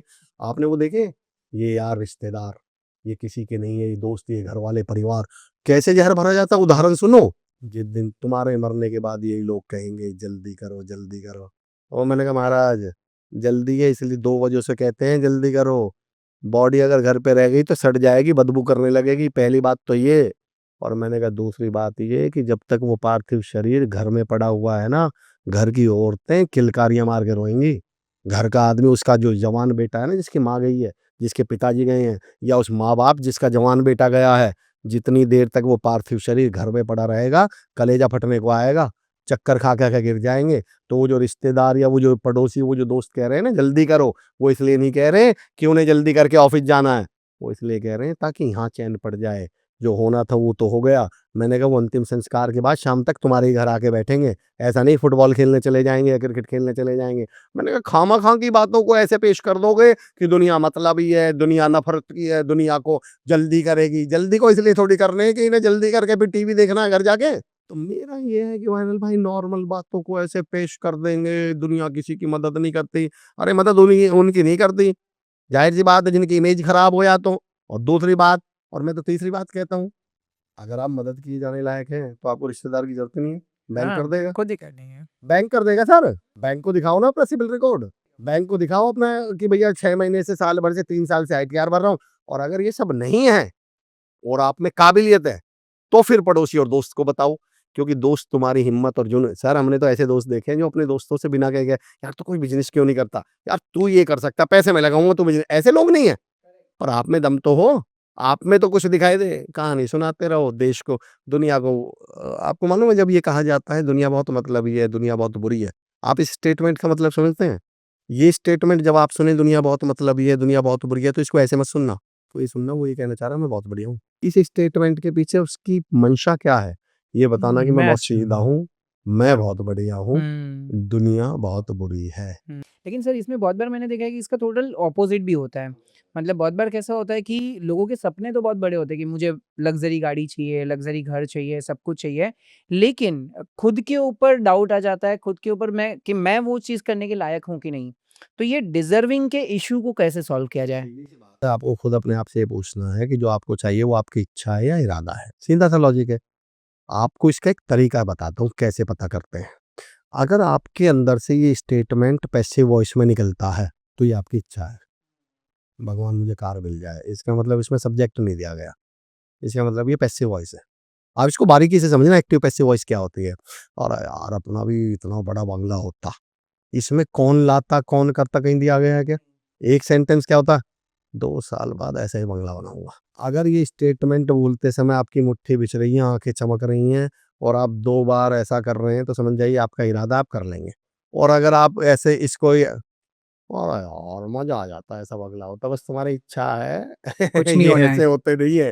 कायदे से ये सेंटेंस बोलते समय आपको कुर्सी से यूं होना था, यूं थोड़ी होना था। आप बॉडी लैंग्वेज से ही पता कर लोगे कि भैया यह आपकी इच्छा है या इरादा है। तो अगर इच्छा है तो कृपया करके या तो इस इच्छा को पालते रहो, और हो सके तो इसे छोड़ दो, नहीं तो परेशान करेगी। और अगर आपको अपने सपने बोलते समय मुट्ठी भिजती हो, दांत थोड़े से ऐसे होते हो, मन चेहरे पे चमक आती हो, आंखें चौड़ी होती हो, तो समझ जाना फिर आपका इरादा है। दुनिया की कोई ताकत आपको नहीं रोक सकते, फिर आप कर लेंगे। बहुत सिंपल सा है, बहुत लंबा चौड़ा गणित नहीं है इसमें, बहुत बड़ी कैलकुलेशन नहीं है सर, सिंपल सा है। एक सवाल पूछ लीजिए, आप इच्छाधारी हैं या इरादाधारी, पता चल जाएगा। बहुत बढ़िया सर, मतलब बहुत अच्छे तरीके से आपने समझाया। लेकिन इसमें आम जनता के मन में एक और चीज़ होती है, लोगों को अमीर तो बहुत बनना है कि मुझे बहुत पैसा कमाना है, बहुत कुछ है, लेकिन वो अमीर बनने के पीछे सबसे बड़ा फैक्टर देखो वायरल भाई, सबसे पहले मैं लक पे बात करता हूँ। देखो मैं जब मुझसे किसी ने एक सवाल पूछा कि अमर भाई आप किस्मत में यकीन करते हैं क्या, किस्मत में भरोसा करते हैं क्या, तो उनको उम्मीद ये थी कि मैं मोटिवेशनल स्पीकर होने के नाते मना करूँगा। उन्होंने बोला जी अमर भाई आप किस्मत में भरोसा करते हैं क्या। मैंने कहा यार मैं तो बहुत करता हूँ किस्मत में भरोसा, पर मैंने कहा मैं किस्मत के भरोसे रहता नहीं हूँ। बोले जी मतलब। मैंने कहा यार भरोसा करता हूँ, भरोसे रहता नहीं हूँ। भरोसे रहता नहीं हूँ। वायरल भाई अजीबोगरीब बात बताता हूँ हम लोगों की एक समस्या क्या है। अजीबोगरीब बात देखो, किस्मत की बात कौन करता है? जिसकी किस्मत अच्छी है, जिसकी किस्मत बेकार है। तो जब आपको समझ में आ गया मुझे सुबह एक एग्ज़ाम देने जाना है और मेरी बाइक ख़राब है, और मुझे पता रात को ही कि मेरी बाइक ख़राब है, तो सुबह उठ के ऑटो से क्यों नहीं निकला मैं बस से क्यों नहीं चला? ये कौन सा लॉजिक है कि मुझे पता भी था कि मेरी बाइक खराब, या तो मुझे सुबह उठ के पता चले कि मेरी बाइक खराब है तो समझ में आया कि यार मैं पेपर के लिए एग्जाम के लिए लेट हो गया। पर जब मुझे पहले से ही पता था कि मेरी किस्मत खराब है, तो मेरा तो सवाल है, तो इसका मतलब तो आपको तो ज़्यादा मेहनत करनी चाहिए थी। फिर आप उसके भरोसे ही क्यों बैठे हुए थे? 2 पॉइंट समझना जहां मैं आपको ले जाना चाहता हूँ। मैं बिल्कुल ये नहीं कहता किस्मत, देखो अंबानी जी के बेटे की किस्मत मुझसे 1000 गुना बढ़िया है, नो डाउट। सचिन पायलट साहब की किस्मत, ज्योतिरादित्य सिंधिया साहब की किस्मत मुझसे 1000 गुना बढ़िया है, नो डाउट। पर ये कहीं भी नहीं लिखा हुआ कि जहां वो पहुंचे। अगर मैं ये कहूं कि सचिन पायलट साहब तो इसलिए इतने बड़े नेता हैं क्योंकि उनके पिताजी राजेश पायलट थे, कैबिनेट मिनिस्टर थे, तो फिर मेरा अगला सवाल, राजेश पायलट जी के पिताजी तो कैबिनेट मिनिस्टर नहीं थे। हाँ। फिर मेरा अगला सवाल ये भी रहेगा, अगर आप ये कह रहे हो कि महेंद्र सिंह धोनी के बेटे की किस्मत बहुत अच्छी है, बेटी की किस्मत बहुत अच्छी है, तो मेरा सवाल है महेंद्र सिंह धोनी के पिताजी तो महेंद्र सिंह धोनी नहीं थे। तो मेरा पॉइंट ये है कि मैं ये तो मानता हूं कि किस्मत से कामयाबी मिल सकती है, पर मैं ये नहीं मानता कि किस्मत से ही मिल सकती है। ये है मेरा कहना। अब मेरा उदाहरण समझना वायरल भाई, मुझे यहाँ से, अभी हम ग्रेटर नोएडा बैठे हुए हैं, मुझे यहाँ से नोएडा जाना है और 2 बस जाती हैं, एक 32 नंबर की बस है और एक 35 नंबर की बस है। और मैं पहुंचा बस स्टैंड पे और मेरी 32 नंबर की बस निकल गई। क्या करूं? वापस आ जाऊं? नहीं, 35 के लिए वेट करते हैं। तो मैं 35 वाली से चला जाऊंगा ना। तो इस 32 की जगह रख लो किस्मत की बस, और 35 की जगह रख लो मेहनत की बस। मैंने आपकी बात मान ली कि मेरी तो किस्मत खराब है, मैं उतने अमीर घर में, उतने बड़े घर में पैदा नहीं हुआ जितने में अंबानी का लड़का हो गया। मैंने मान लिया मेरी किस्मत की बस छूट गई, मान ली मैंने वायरल भाई बात। मैं कहता हूं पर यार मेरे पास मेहनत की बस भी तो है। हाँ, ये हो सकता है कि मेहनत वाली बस थोड़ी घूम के जाएगी, ये भी हो सकता है मेहनत वाली बस में थोड़े गड्ढे ज्यादा लगेंगे, ये भी हो सकता है कि मेहनत वाली बस किराया ज्यादा लेगी, पर यार नोएडा तो पहुंचा देगी, मंजिल पे तो पहुंचा देगी। तो मेरी ये समझ में नहीं आ रहा कि ये 32 नंबर की बस निकल जाने से ये कहां सिद्ध होता है कि अब मैं 35 वाली से नहीं जा सकता। तो अगर आपकी 32 नंबर की निकल गई तो मैं कहता हूं प्रभु अब 35 वाली से चले जाओ। अब ये तो कोई बात नहीं हुई, 32 का ही रोना। मेरे ताऊ जी के बेटे, जिनको मैं अपना आदर्श मानता हूँ, राजीव चौधरी जी, असिस्टेंट कमांडेंट थे CRPF में, 2011 में शहीद हुए। और मुझे कई बार लगता कि शायद हम उनके बराबर तो नहीं, पर उनकी थोड़ी सी भी बात सिखाई हुई पर उनकी एक घटना, मैं और वो चाचा ताऊ के, मतलब वो मेरे ताऊ जी के बेटे थे। एक दिन मेरा इंटरव्यू, मैं गुड़गांव इंटरव्यू देने गया, शुरुआत की बात, और मैं इंटरव्यू में, कॉल सेंटर का इंटरव्यू था, नहीं हुआ मेरा सिलेक्शन। मैं घर आ गया, चिरोड़ी गांव है हमारा, लोनी के पास चिरोड़ी गांव है, तो मैं ऊपर बैठा था, वो आए घर, और मेरी मम्मी, उनकी चाची भी और मौसी भी हैं सगी, तो बीबी बोलते थे, बीबी गांव में ऐसे बोले बीबी हमारे कहाँ है, हमारे गांव की भाषा में बोले बीबी हमारे कहाँ। मम्मी ने बोला कि बेटा वो तो ऊपर बैठा रो रहा। बोले क्या होगा? बोले पता ना क्या होगा, उसका इंटरव्यू बिगड़ गया, इंटरव्यू देने का, यार वो तो रोए जा रहा। तो भैया आए मेरे पास, और वायरल भाई उन्होंने मुझसे कुछ नहीं कहा, मेरे पास बैठ के ना रोने लगे, रोने लगे। अब मैं यूँ देखूँ, मैंने कहा भैया क्या होगा, आप क्यों रो रहे हो? बोले कुछ ना यार, मम्मी बता रही, बीबी बता रही तेरा इंटरव्यू बिगड़ गया, मुझे लगा तू रो रो के ठीक कर रहा, तो मैंने सोचा मैं भी करवा दूं। अरे बोले महाराज, जितना तू पिछले इंटरव्यू के बिगड़ने पर रो रहा ना, इतना अगले इंटरव्यू की तैयारी में लग, तो शायद दोबारा ना रोना पड़े। वायरल भाई हमारी समस्या ये है कि दुखी रहने में और रोने में जो मज़ा आना इस धरती पर कहीं, आपको मालूम है रोने का और दुखी रहने, आप कभी भी नोटिस करना लोग क्यों करते हैं, दुनिया बहुत बुरी है, क्यों बोलते हैं ऐसा, क्यों बोलते हैं मैं बहुत दुखी हूँ, मैं बहुत परेशान हूँ? एक्चुअली दुखी रहने का सबसे बड़ा फायदा है कि दुखी रहने वाले आदमी से कोई काम को नहीं पूछता। आप आए और आपने सोचा यार अमर भाई ने मेरा पॉडकास्ट एडिट करना था और 3 दिन लेट हो गए, पॉडकास्ट नहीं करा, ये और वो, और आप बड़े गुस्से में आ रहे हो, और जैसे ही आपने एंट्री ली पता चले मेरे पैर में प्लास्टर चढ़ा हुआ। अब आप मुझसे लड़ोगे प्लास्टिक मेरे बारे में, क्या आप क्या करो, और यार अमर भाई। अब दुखी आदमी को ये समझ में आ जाता, बेटा दुखी रहे, ताकि कोई यूँ नहीं पूछे तू करियर के बारे में कुछ क्यों नहीं करता, ताकि कोई ये नहीं पूछे तू काम पे क्यों नहीं जाता, ताकि कोई ये नहीं पूछे तू मेहनत क्यों नहीं। दुखी रहने के सबसे बड़े फायदे ये हैं, रोने के सबसे बड़े फायदे ये हैं, कोई आपसे काम की बात नहीं करता, फिर ये नहीं पूछता फाइल क्यों नहीं बनाई, फिर ये नहीं पूछता प्रेजेंटेशन क्यों नहीं दी, फिर ये नहीं पूछता वीडियो क्यों नहीं बनाया, मेहनत क्यों नहीं करता। दुखी रहो। तो इसलिए आदमी दुखी रहने में जो मजा है, पर वो ये भूल जाता कि बेवकूफ आत्मा, इसके लिए तो सारी जिंदगी दुखी रहना पड़ेगा, तुझे तो सारी जिंदगी परेशान ही रहना पड़ेगा। तो मेरा पॉइंट ये है, पहली बात किस्मत का रोने में सबसे बड़ा फायदा ये, आदमी आपसे ये नहीं कहता मेहनत कर ले, क्योंकि आप हर बार क्या बोल दोगे, मेरे तो किस्मत ही यार खराब, नहीं तो मैं दम बनेगा। अरे मैंने कहा भाई साहब एक काम कर लो, या तो तुम अगले 6 महीने दोबारा ट्राई कर लो, अगर अंबानी के घर पैदा हो पाओ तो देख लो, एक बार ये भी ट्राई करके देख लो, और जिस दिन ये समझ में आ जाए कि अब ये पॉसिबल बचा नहीं है, तो मैंने कहा बाकी फिर काम पे लग जाना। सही बात है। एक बात। दूसरी बात, चलो मैं इस सवाल का कभी, ये बड़ा वैसा सवाल है सर, क्या बोलते हैं इसको, कौन सा फैब्रिकेटेड सवाल कह लो, बड़ा डिप्लोमेटिक सवाल कह लो, एक बड़ा अच्छा वर्ड यूज किया, हाइपोथेटिकल, किस्मत वाला। लोगों को लगता है हम दूसरी बात कहेंगे, मैं तो कहता हूँ सीधी बात। मैंने कहा हाँ भाई मैं किस्मत को मानता हूँ, पर मेरा आपसे एक सवाल है, आप मुझे बताइए सर किस्मत बोलते किसको, जो आपके हाथ में है या आपके हाथ में नहीं है? तो मेरा बस एक सवाल है, क्रिकेट मैच में टॉस की इंपॉर्टेंस है या नहीं है? टॉस हार जीत का फर्क पड़ता मैच में या नहीं? तो मेरा वायरल भाई अब आपसे एक सवाल है, तो क्या करें, विराट कोहली कल से क्रिकेट खेलने की प्रैक्टिस बंद करके टॉस की शुरू कर दे?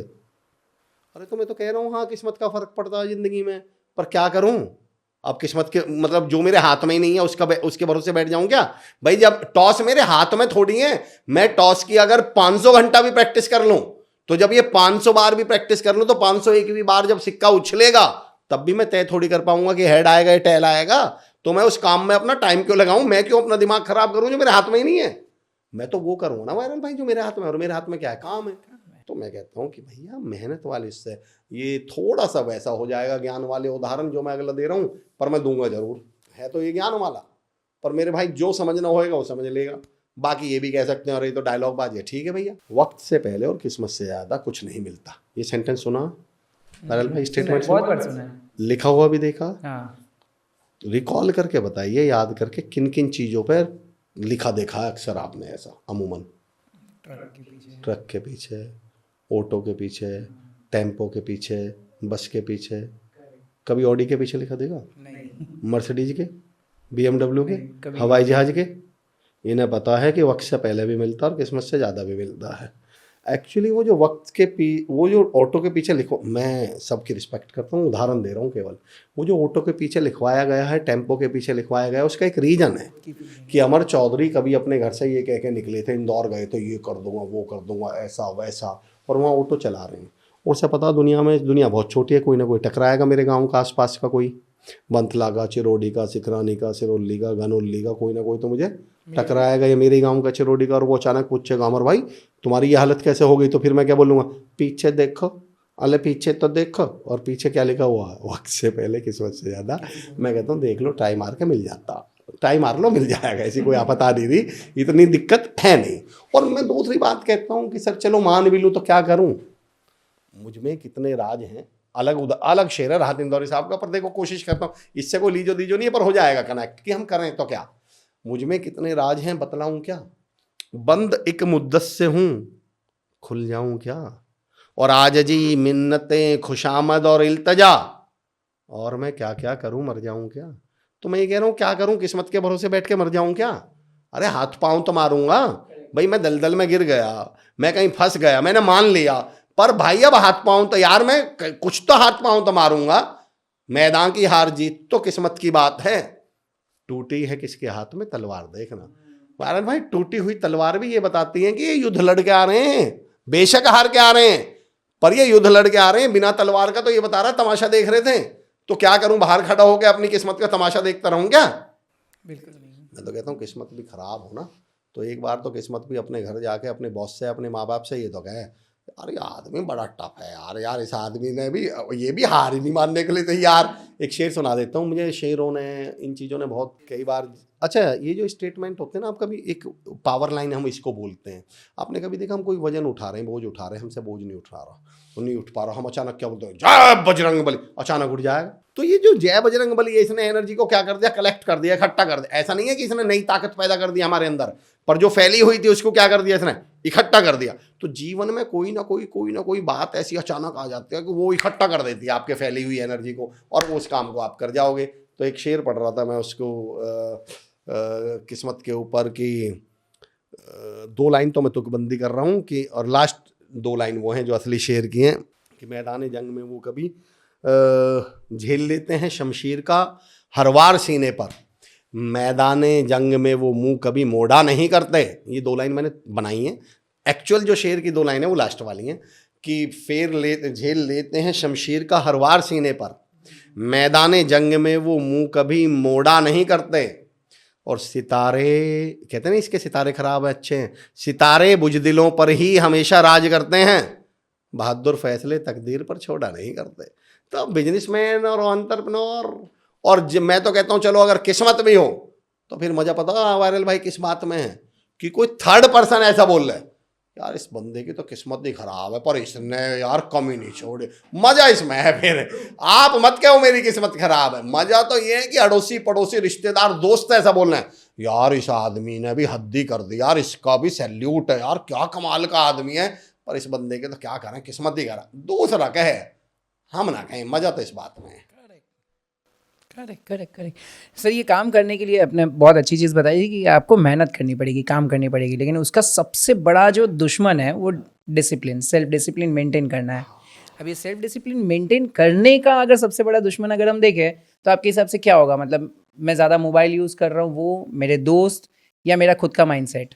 इन तीनों में एक ओशो साहब के पास एक साहब बोले, हम पहुँचे और बोले सर मेरी पड़ोसियों से नहीं बनती। मैं क्या मतलब, मेरे पड़ोसी बस ऐसे ही हैं, मेरे पड़ोसी मुझसे चिढ़ते हैं, मुझे पागल बोलते हैं। तो ओशो ने बोला यार वो तुझसे चिढ़ते होंगे। बोले मेरे तो दोस्त भी पागल बोलते हैं, ये बेवकूफ़ बोलते हैं। बोले यार वो और भी चिढ़ते होंगे, दोस्त तो ऐसे ही होते हैं। बोले जी मेरे तो रिश्तेदार भी पागल बोलते हैं। अरे बोले रिश्तेदार कभी किसी के हुए हैं क्या, वो तो है ही ऐसे। बोले जी मुझे तो गाँव वाले भी पागल बोलते हैं। ओशो ने बोला भाई साहब एक बार चेकअप करवा ही लो, ये दुनिया इतनी फालतू भी नहीं बैठी। इन चारों में कॉमन देख रहे हो, मेरी दोस्तों से नहीं बनती। अच्छा आपने एक नोटिस करा कभी, जिसकी बॉस से नहीं बनती, जिसकी दोस्तों से भी नहीं बनती होगी, उसके रिश्तेदारों से भी नहीं बनती होगी, इसकी पड़ोसियों से भी नहीं बनती होगी, इसकी औरों से बनती ही नहीं होगी, इन 5-6 चीज़ों में कॉमन कौन है? खुद। आपने बोला मैं मोबाइल यूज करता हूँ, दूसरा क्या था? दोस्तों के साथ। मैं दोस्तों के साथ, और मेरा मन। इन तीनों में कॉमन तो मैं है। मैं यूज, मोबाइल खुद थोड़ी उठ के यूज हो जाएगा। हम क्या बोलते हैं सर मोबाइल बहुत बड़ा डिस्ट्रैक्शन है। मैंने कहा महाराज मोबाइल थोड़ी उठ के ऐसे मेरे सामने, मैं ऐसे बैठा हूँ मोबाइल चलने लगता आगे अपने आप। मोबाइल डिस्ट्रैक्शन नहीं है, डिस्ट्रैक्शन तो मैं हूँ। उम्र भर, जो मैंने शुरू में कहा था, उम्र भर हम ये खता करते रहे, धूल चेहरे पे थी और आईने सफा करते रहे, सारे मामला है मन का। तो मैं मन से बस एक ही बात कहता हूँ, पिछले 20-25 सालों में दिक्कत क्या होगी वायरल भाई, मोटिवेशन के नाम पे एक्चुअली कंटेंट तो है नहीं। मैं माफ़ी के साथ मैं खुद एक मोटिवेशनल स्पीकर हूँ, और मैं अक्सर कहता हूँ, और मैं ये ऑन रिकॉर्ड कहता हूँ कि आधा देश तो ये हम मोटिवेशनल, हम कह रहा हूँ, मैं किसी और के लिए नहीं बोल रहा, मैं ये कहता हूँ कि आधा देश तो ये मोटिवेशनल स्पीकर्स ने बर्बाद कर दिया। उसका कारण बताता हूँ। मोटिवेशन बुरी चीज़ नहीं है, मेरा ध्यान देना, मोटिवेशनल स्पीकर्स कह रहा हूँ, उसमें मैं भी आता हूँ। हमने क्या करा सर, मोटिवेशन के नाम पे हम पिछले 20 साल में कर क्या रहे हैं, लोगों को ये बता रहे, ये जो आज आप जितने भी प्रॉब्लम्स देख रहे हैं ना, ये पिछले 20-25 साल की मेहनत से आई हैं। पड़ोसी तुम्हारा कभी नहीं चाहता कि तुम कामयाब हो, रिश्तेदार तुमसे नफरत करते हैं, दोस्त किसी के नहीं होते। किसने बताया, बताना जरा, ये हमने ही तो बताई है। ये सारी चीज़ें सोशल मीडिया से आई हैं, ये सारी चीज़ें लाइफ कोचेस, मोटिवेशनल स्पीकर्स। अब मोटिवेशन करने के लिए इनके पास और कुछ तो था ही नहीं, तो कंटेंट तो है नहीं, तो सबसे अच्छा वैसे भी जो काम पहले सड़क पे बैठे हुए ज्योतिष करते थे, ज्योतिष विधा बहुत बड़ी है, ज्योतिषी बहुत बड़े लोग हैं, पर जो वो झोला छाप, मैंने एक वर्ड यूज किया था ना, झोला छाप ज्योतिषी, तो झोला छाप मोटिवेशनल स्पीकर भी हैं। आप किसी भी सड़क पे बैठे हुए ज्योतिष को हाथ दिखाओ, 4 लाइन कॉमन बोलेगा, तुम सबके लिए करते हो। तुम्हारे लिए कोई नहीं करता। कौन नहीं सुनना चाह रहे थे लाइन को? हर कोई, यस। तुम सबके दुख सुख में खड़े रहते हो, पर जब तुम्हें जरूरत पड़ती है कोई तुम्हारे काम नहीं आता। करते तो बहुत हो पर मिलता नहीं है उतना। कौन नहीं सुनना चाह रहा ये? जब जब सेम ज्योतिष उठ के, मतलब हम मोटिवेशनल स्पीकर बन गए, किसी भी से ये बोल दो कि तुम्हारे रिश्तेदार नहीं चाहते तुम कामयाब हो, तो आदमी को क्या लगे, चल फिर ठीक है, हम तो सोच रहे थे हमारी गलती है, ये तो रिश्तेदारों की गलती है। मैं पता क्या पूछता हूँ, अमर चौधरी का कोई भी रिश्तेदार, कोई भी गांव वाला, कोई भी पड़ोसी, कोई भी दोस्त ये नहीं चाहता कि वो भारत का नंबर 1 कॉर्पोरेट ट्रेनर या मोटिवेशनल स्पीकर बने। मेरा सवाल, कैसे रोकेगा? मुझे ये बताओ, नहीं चाहता, मान लिया, रोकेगा कैसे? मतलब मैं जो कंटेंट तैयार करूंगा, जो प्रैक्टिस करूंगा, रात को आके मेरे दिमाग में से निकाल के ले जाएगा, भारत सरकार को लेटर ले गएगा, या वायरल भाई के पास फोन करेगा, इसका पॉडकास्ट मत लेना, चित्रेश सर को बोलेगा सर इसके पॉडकास्ट मत। अरे मैंने कहा यार मान ली तुम्हारी बात, मुझे तो ये बताओ वो रोकेगा कैसे? सही बात है। आपको यूपीएससी क्लियर करनी है, आपको अपना आईपीओ लाना, मुझे तो ये बताओ, और आपका कोई दोस्त, कोई रिश्तेदार, कोई पड़ोसी नहीं चाह, मुझे ये बताओ रोकेगा कैसे? और जब इनका कोई रोल ही नहीं है इसमें, तो तुम इन्हें लेके कहां से आ गए यार खामा खा के? तुमने डायलॉगबाजी कहां से शुरू कर दी? तो पिछले 10 सालों में जो एक और गड़बड़ हुई है, एक तो ये, और दूसरी गड़बड़ बताता हूँ। सिर्फ एक लाइन समझाई गई है यूथ को, दरअसल हमें बजवानी है अपने प्रोग्राम में ताली। ताली या तो कंटेंट पे बजे या उस बात पे बजे जो सामने वाले के मन की बोल दो। और मन की बात क्या है, वो करो जो तुम्हारा मन का है। अब मेरा एक क्वेश्चन है, मैंने कहा जी इनका मन तो रात के 12 बजे तक इंस्टाग्राम चलाने का करता, चलाते रहें। मैंने कहा इनका मन तो दोपहर के 2 बजे तक सोने का करता, सोते रहें। मैंने कहा सर कैसी बात कर रहे हो? मैंने कहा आज मुझे धरती पर तो बताओ किसके मन ने कहा है कि सुबह 4 बजे उठ के दौड़ मारूंगा? मन तो कहता रजाई में पड़ा रहे, मन तो कह मन किताब पढ़ने का कह रहा है, मन बुक के लिए थोड़ी बोलता है, मन तो फेसबुक के लिए बोलता है। अरे मैंने कहा मैं लोगों से ये बोलता हूँ वो करो जो जरूरी है, तुम्हारा मन कहे या ना कहे। ये शाहरुख खान की फिल्म थोड़ी चल रही है भाई। मन के सामने मैं तो ये कहता हूँ सर, आका डंडा लेके खड़े हो जाओ मन, और उसके सामने डंडा लेके खड़े हो जाओ। मन से कर दो मना कि भाई तेरी नहीं चलेगी, मुझे कामयाब होना, करोड़ों रुपए कमाने हैं। करोड़ों रुपए को लेट के सो के थोड़ी कमाए जाते हैं भाई, करोड़ों रुपए कोई ठंड में ये ऐसे थोड़ी कमाए जाते हैं। आज ठंडे दुकान नहीं खोल लूंगा, अरे वारे मेरे महाराज, अच्छा बात भी करोड़। फिर मैं ये नहीं कह रहा उठो, मैं कह रहा हूँ पर करोड़ों की बात तो मत, ये दोनों बात मत करो यार, एक बात कर लो फिर सो आराम से। मैं तो कहता हूँ सो यार, मैं ये भी लोड नहीं लेता धरती पे कि हम सबको करोड़पति बनना है। मैं इस बात की गारंटी दे सकता हूँ वायरल भाई कि प्रधानमंत्री कार्यालय से हम में से किसी के पास कभी कोई चिट्ठी नहीं आएगी उठो अमर चौधरी देश के लिए कुछ करके दिखाओ, हे वायरल भाई खड़े हो जाओ और अरबपति बन के दिखाओ। अरे कोई नहीं, ना यूएनओ से आनी, ना प्रधानमंत्री कार्यालय से आनी, ना गवर्नर साहब के ऑफिस से आनी। लोड मत लो, फिर पड़े रहो। और फिर यूं कहो भाई अपन ने तो जीवन का सिद्धांत तय करा, अपन तो जीवन में आए पड़े रहने के लिए। फिर ये डायलॉग बाजी मत करो 1 करोड़ कमाने, क्योंकि फिर आपको उसको ना कमा के जस्टिफाई कैसे करोगे? रिश्तेदार दुनिया ऐसी, रिश्तेदार ऐसे, हमें तो अपने उन्हें लूटा, गैरों में कहाँ दम था, मेरी कश्ती वहाँ डूबी जहाँ पानी कम था। मैंने कहा भाई साहब मुझे एक सवाल का जवाब दो, ये कौन ज्ञानी आत्मा है जो कम पानी में कश्ती लेके जाता? भाई मुझे ये बताओ कि तुम कम पानी में कश्ती लेके गए क्यों थे? इसका मतलब तुम्हें ये नहीं पता कि कश्ती चलती कैसे? डायलॉग बाजी क्यों मार रहे हो फिर भाई यार? ये कौन से लॉजिक है? तो ये फिर डायलॉग बाजी है। तो मैं ये कहता हूँ फिर ये, क्योंकि फिर आपको झूठ बोलना पड़ेगा ना सर। सही बात है। एक अजीब सा ऑब्जर्वेशन बताऊं वायरल भाई, भारत में जितने भी 90% बाइक के एक्सीडेंट होते हैं, अगर किसी ने नहीं देखा तो मैं लिख के दे रहा हूँ, और आप लोग भी बताना मुझे कमेंट में, लिख के दे रहा हूँ। जब उससे पूछा जाएगा क्या हुआ था, तो या तो कहेगा बच्चा आगे आ गया था, या कहेगा जी कुत्ता या गाय आगे आ गई थी। वो ये थोड़ी कहेगा जी मैं मोबाइल में लगा हुआ था। वो ये थोड़ी कहेगा जी कि भैया मेरा ध्यान कहीं और था, या मुझे नींद आ रही थी, या मैं तो भैया पी के गाड़ी चला रहा था। या तो हम सबके 90% जो एक्सीडेंट होते हैं वो गाय बचाने में होते हैं या बच्चा बचाने में होते हैं। एक्चुअल में बच्चा थोड़ी आया था सर, एक्चुअल में गाय थोड़ी आई थी। तो सेम फिर हम फेल होने के बाद गाय और बच्चा घुसा देते हैं, फिर दुनिया बुरी, रिश्तेदार बुरी, अपनों ने लूट लिया, सब मतलब ही है ऐसा।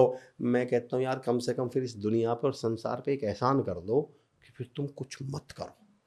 तुम धरती का बहुत भला कर पाओगे अगर आपने कुछ भी नहीं करा तो। कम से कम फिर तुम्हें दुनिया बुरी नहीं बतानी पड़े।